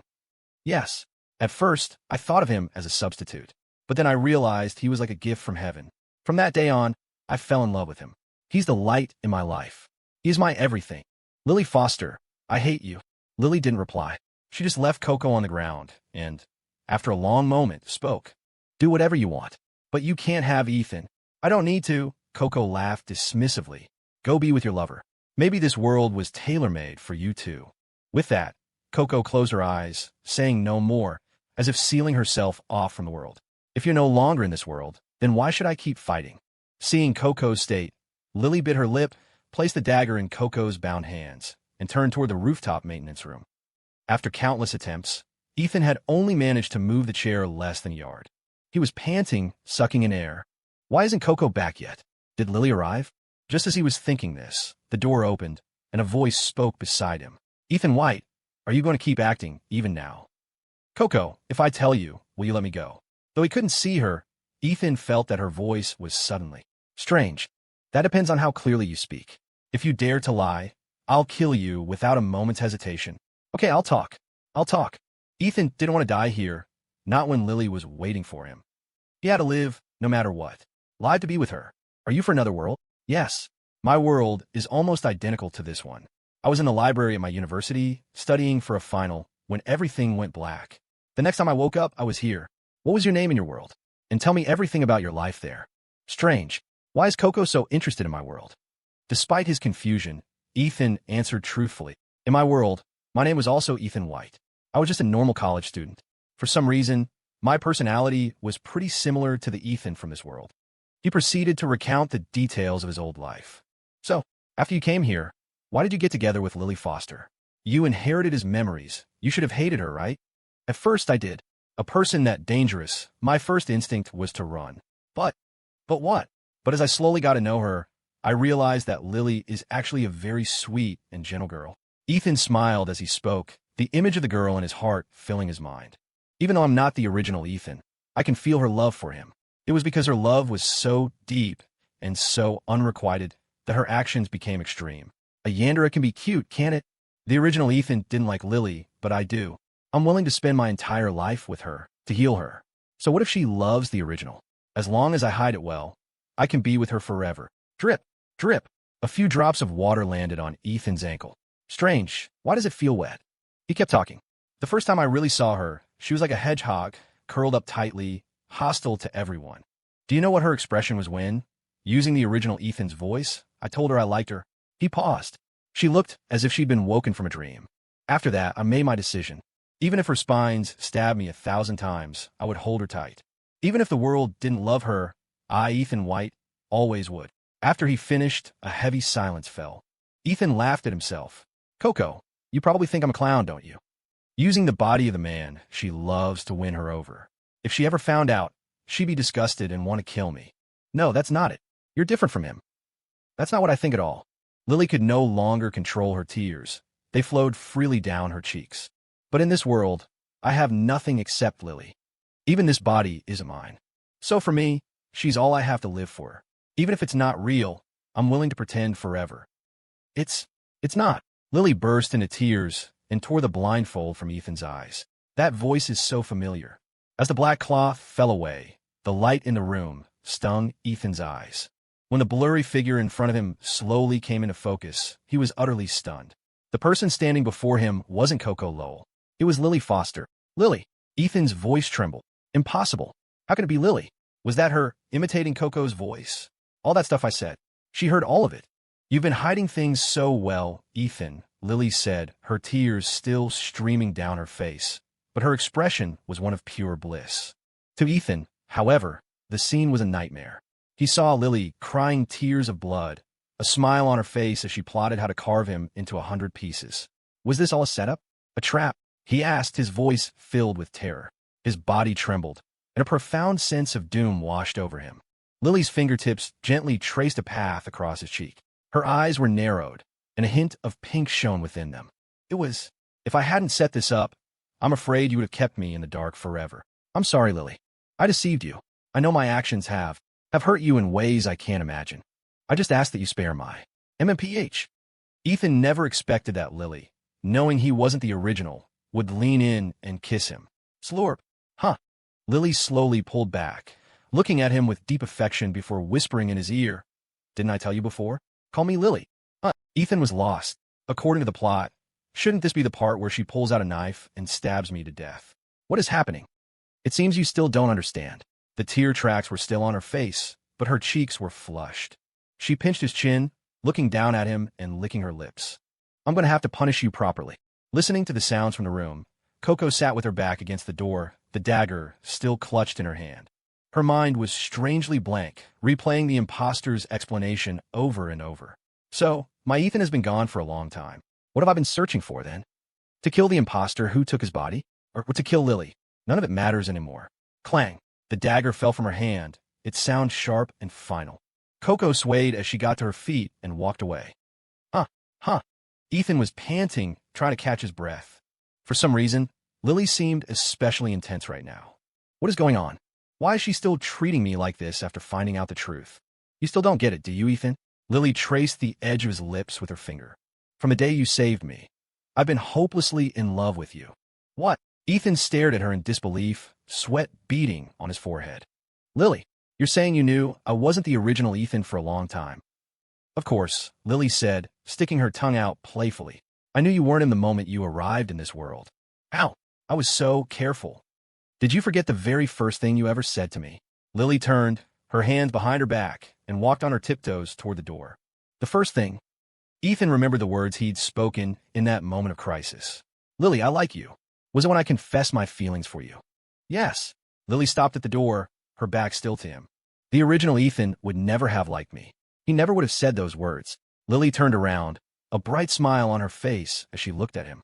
You were the one who saved me, Ethan. So the one I love is you. Lily. So all my hiding. It was all for nothing. Lily sat on his lap, her arms wrapped around his neck. From now on, can you tell me more about your old world? I want to know everything about you. Of course, no problem. But, can you untie me first? I can't move at all. Okay. Lily reached for the ropes, but then she paused. Lily, what's wrong? Ethan asked, concerned. Ethan, forgive me. This is the last time. Lily walked to the door, locked it, and turned back to him with a wicked smile. Lily, don't do anything crazy. You know my current situation is MMPH. Koko returned home, her blonde hair falling over her face, hiding her expression. Her unsteady gait spoke of a deep sorrow. She picked up the photo frame from her nightstand and hugged it tightly, whispering, My Ethan, wait for me. Koko is coming to find you. With that, she took the frame and walked out the door, leaving everything behind. The ropes were untied, and Ethan's body slumped off the chair like water. Luckily, Lily caught him before he hit the floor. Looking around the battlefield of a room, Lily squinted, a look of smug satisfaction on her face. Dark clouds gathered, and a light rain began to fall. On the rooftop, a fierce wind whipped at Koko's white dress. She held Ethan's photo frame and spoke calmly. My Ethan, I really, really miss you. When I see you next time, I'm going to stick to you forever. I'll never let you go. Her world was gray and colorless, but the photo in her hands was still vibrant. A strong gust of wind pushed at her, as if trying to pull her back from the edge. Even you, wind, want to keep me from my Ethan? Don't even think about it. I'm not running away this time. With a sickening crack, the glass on the frame shattered, and it was instantly stained deep red. Only the photograph itself remained untouched. If one looked closely, they would see that the boy in the picture was no longer alone. A small, blonde girl was hugging him, her face full of bliss, and the boy was smiling back. She had finally found him. I'm back. I'm home. As the front door opened, their voices chimed together. Honestly, you two, playing out so late, not even answering your phones. You had me worried sick, Claire said from the couch. It's raining outside, isn't it? Go get shower quick. We know, Ethan called back. He went to his room and collapsed onto the bed, utterly exhausted. Being tied up for so long had made his body stiff and sore. Aren't you going to shower now, Ethan? Lily asked, leaning over him with her hands on either side of his body. You go ahead, Lily, he said, turning his head away. I really don't have an ounce of strength left. All right, then. Lily smiled and left the room.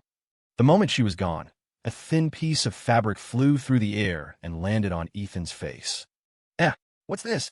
Ethan pulled it off, took one look, and immediately flushed red, throwing it across the room.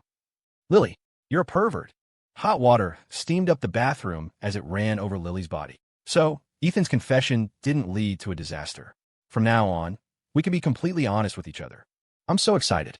When Lily, wrapped in a bathrobe, entered the bedroom, she found Ethan already fast asleep. She sat on the edge of the bed and gently changed his damp clothes, then curled up in his arms and closed her eyes. Creak! The bedroom door opened slightly. Claire peeked in, froze for a second, then blushed and quietly closed it. Those two kids have no shame at all. Ethan slept more soundly than he had in a long time.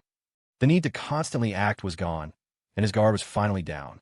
Best of all, the person he loved him back. It filled him with a new motivation for life. Grumble. The sound of his stomach woke him up. Ugh, hungry. Time to find something to eat. Feeling the soft weight in his arms, he gently slipped out of bed. Click. The refrigerator door opened, casting a bright light on Ethan's face. Let's see what we've got. He rummaged through the shelves before pulling out a sandwich. This'll have to do for now. He closed the door and was about to tear open the packaging when he heard a sharp intake of breath right behind his ear. Who's there? He spun around to see Lily, peeking her head out, watching him. Oh, it's you, Lily. You scare me. She rushed forward and hugged him tightly, not saying a word, her grip surprisingly strong, as if she were afraid of something. Lily, Ethan, still holding the sandwich, used his free hand to stroke her back. He could feel her heart pounding. I thought you were gone. Lily stammered, her voice thick with anguish. When she had woken up to find his side of the bed empty, her mind had gone blank. Panicked, she had run out barefoot, relieved to find him by the fridge. Of course not.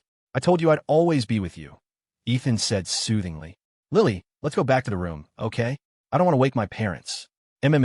Lily nodded, wrapped her arms around his neck, and then, lifting her legs, clung to him like a koala, resting her head contentedly on his shoulder. Having no choice, Ethan supported her with one arm. The position was so awkward that he quickly shuffled back into the bedroom. Ethan, let's go home tomorrow, Lily said, her face pressed against his chest. Huh? You don't want to stay in Japan anymore? No, I just want to be alone with you. Ethan thought for a moment. Okay, I'll tell my parents tomorrow. Lily happily took the sandwich from his hand and held it to his lips. Let me feed you. Open wide. You're treating me like a kid, he grumbled, but opened his mouth obediently. After they finished, Ethan washed up and slipped back into bed, kissing Lily on the forehead. Lily hooked her arm around his neck and asked softly, Ethan, can you tell me more about your old life? Of course. I'll tell you anything you want to hear.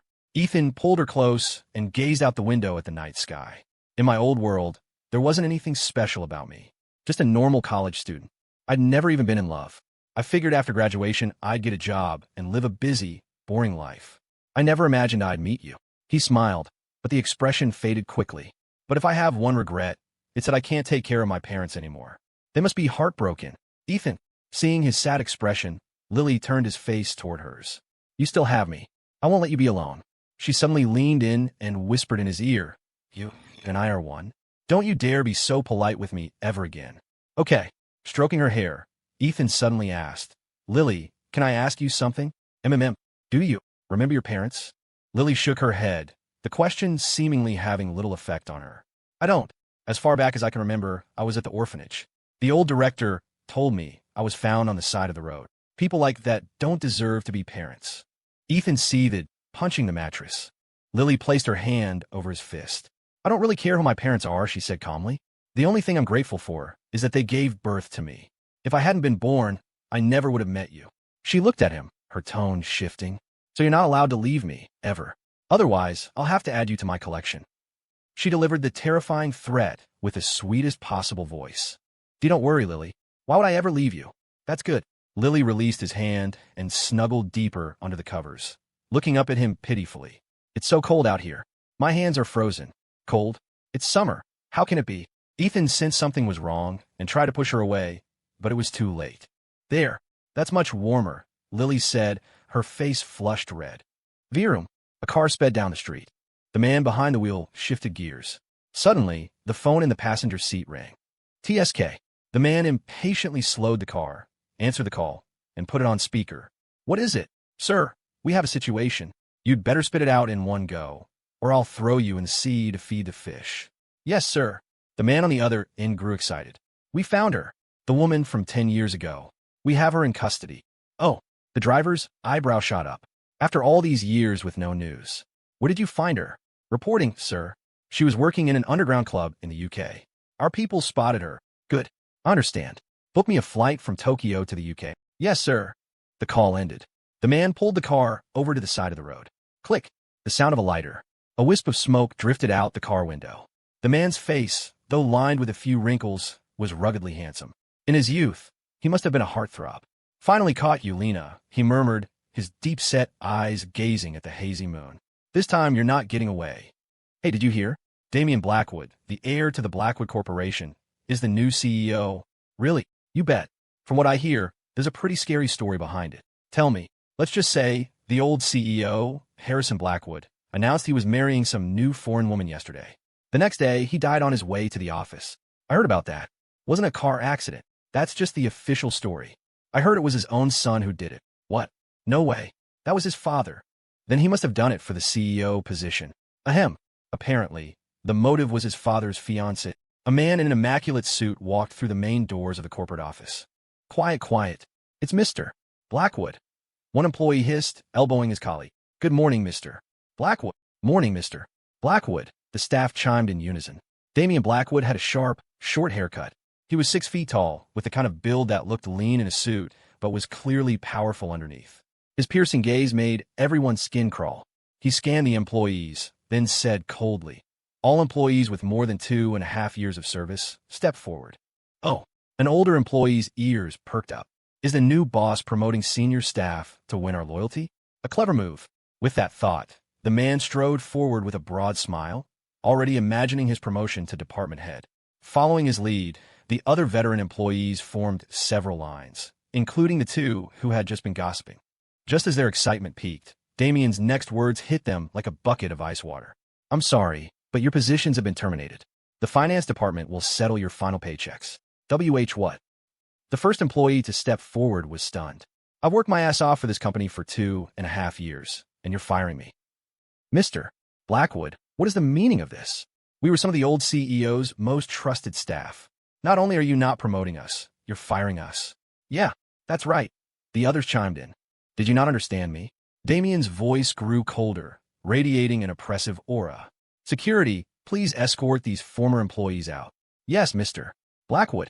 And just like that, half of the Blackwood Corporation staff was gone. Mr. Blackwood, a beautiful secretary placed a file on his desk.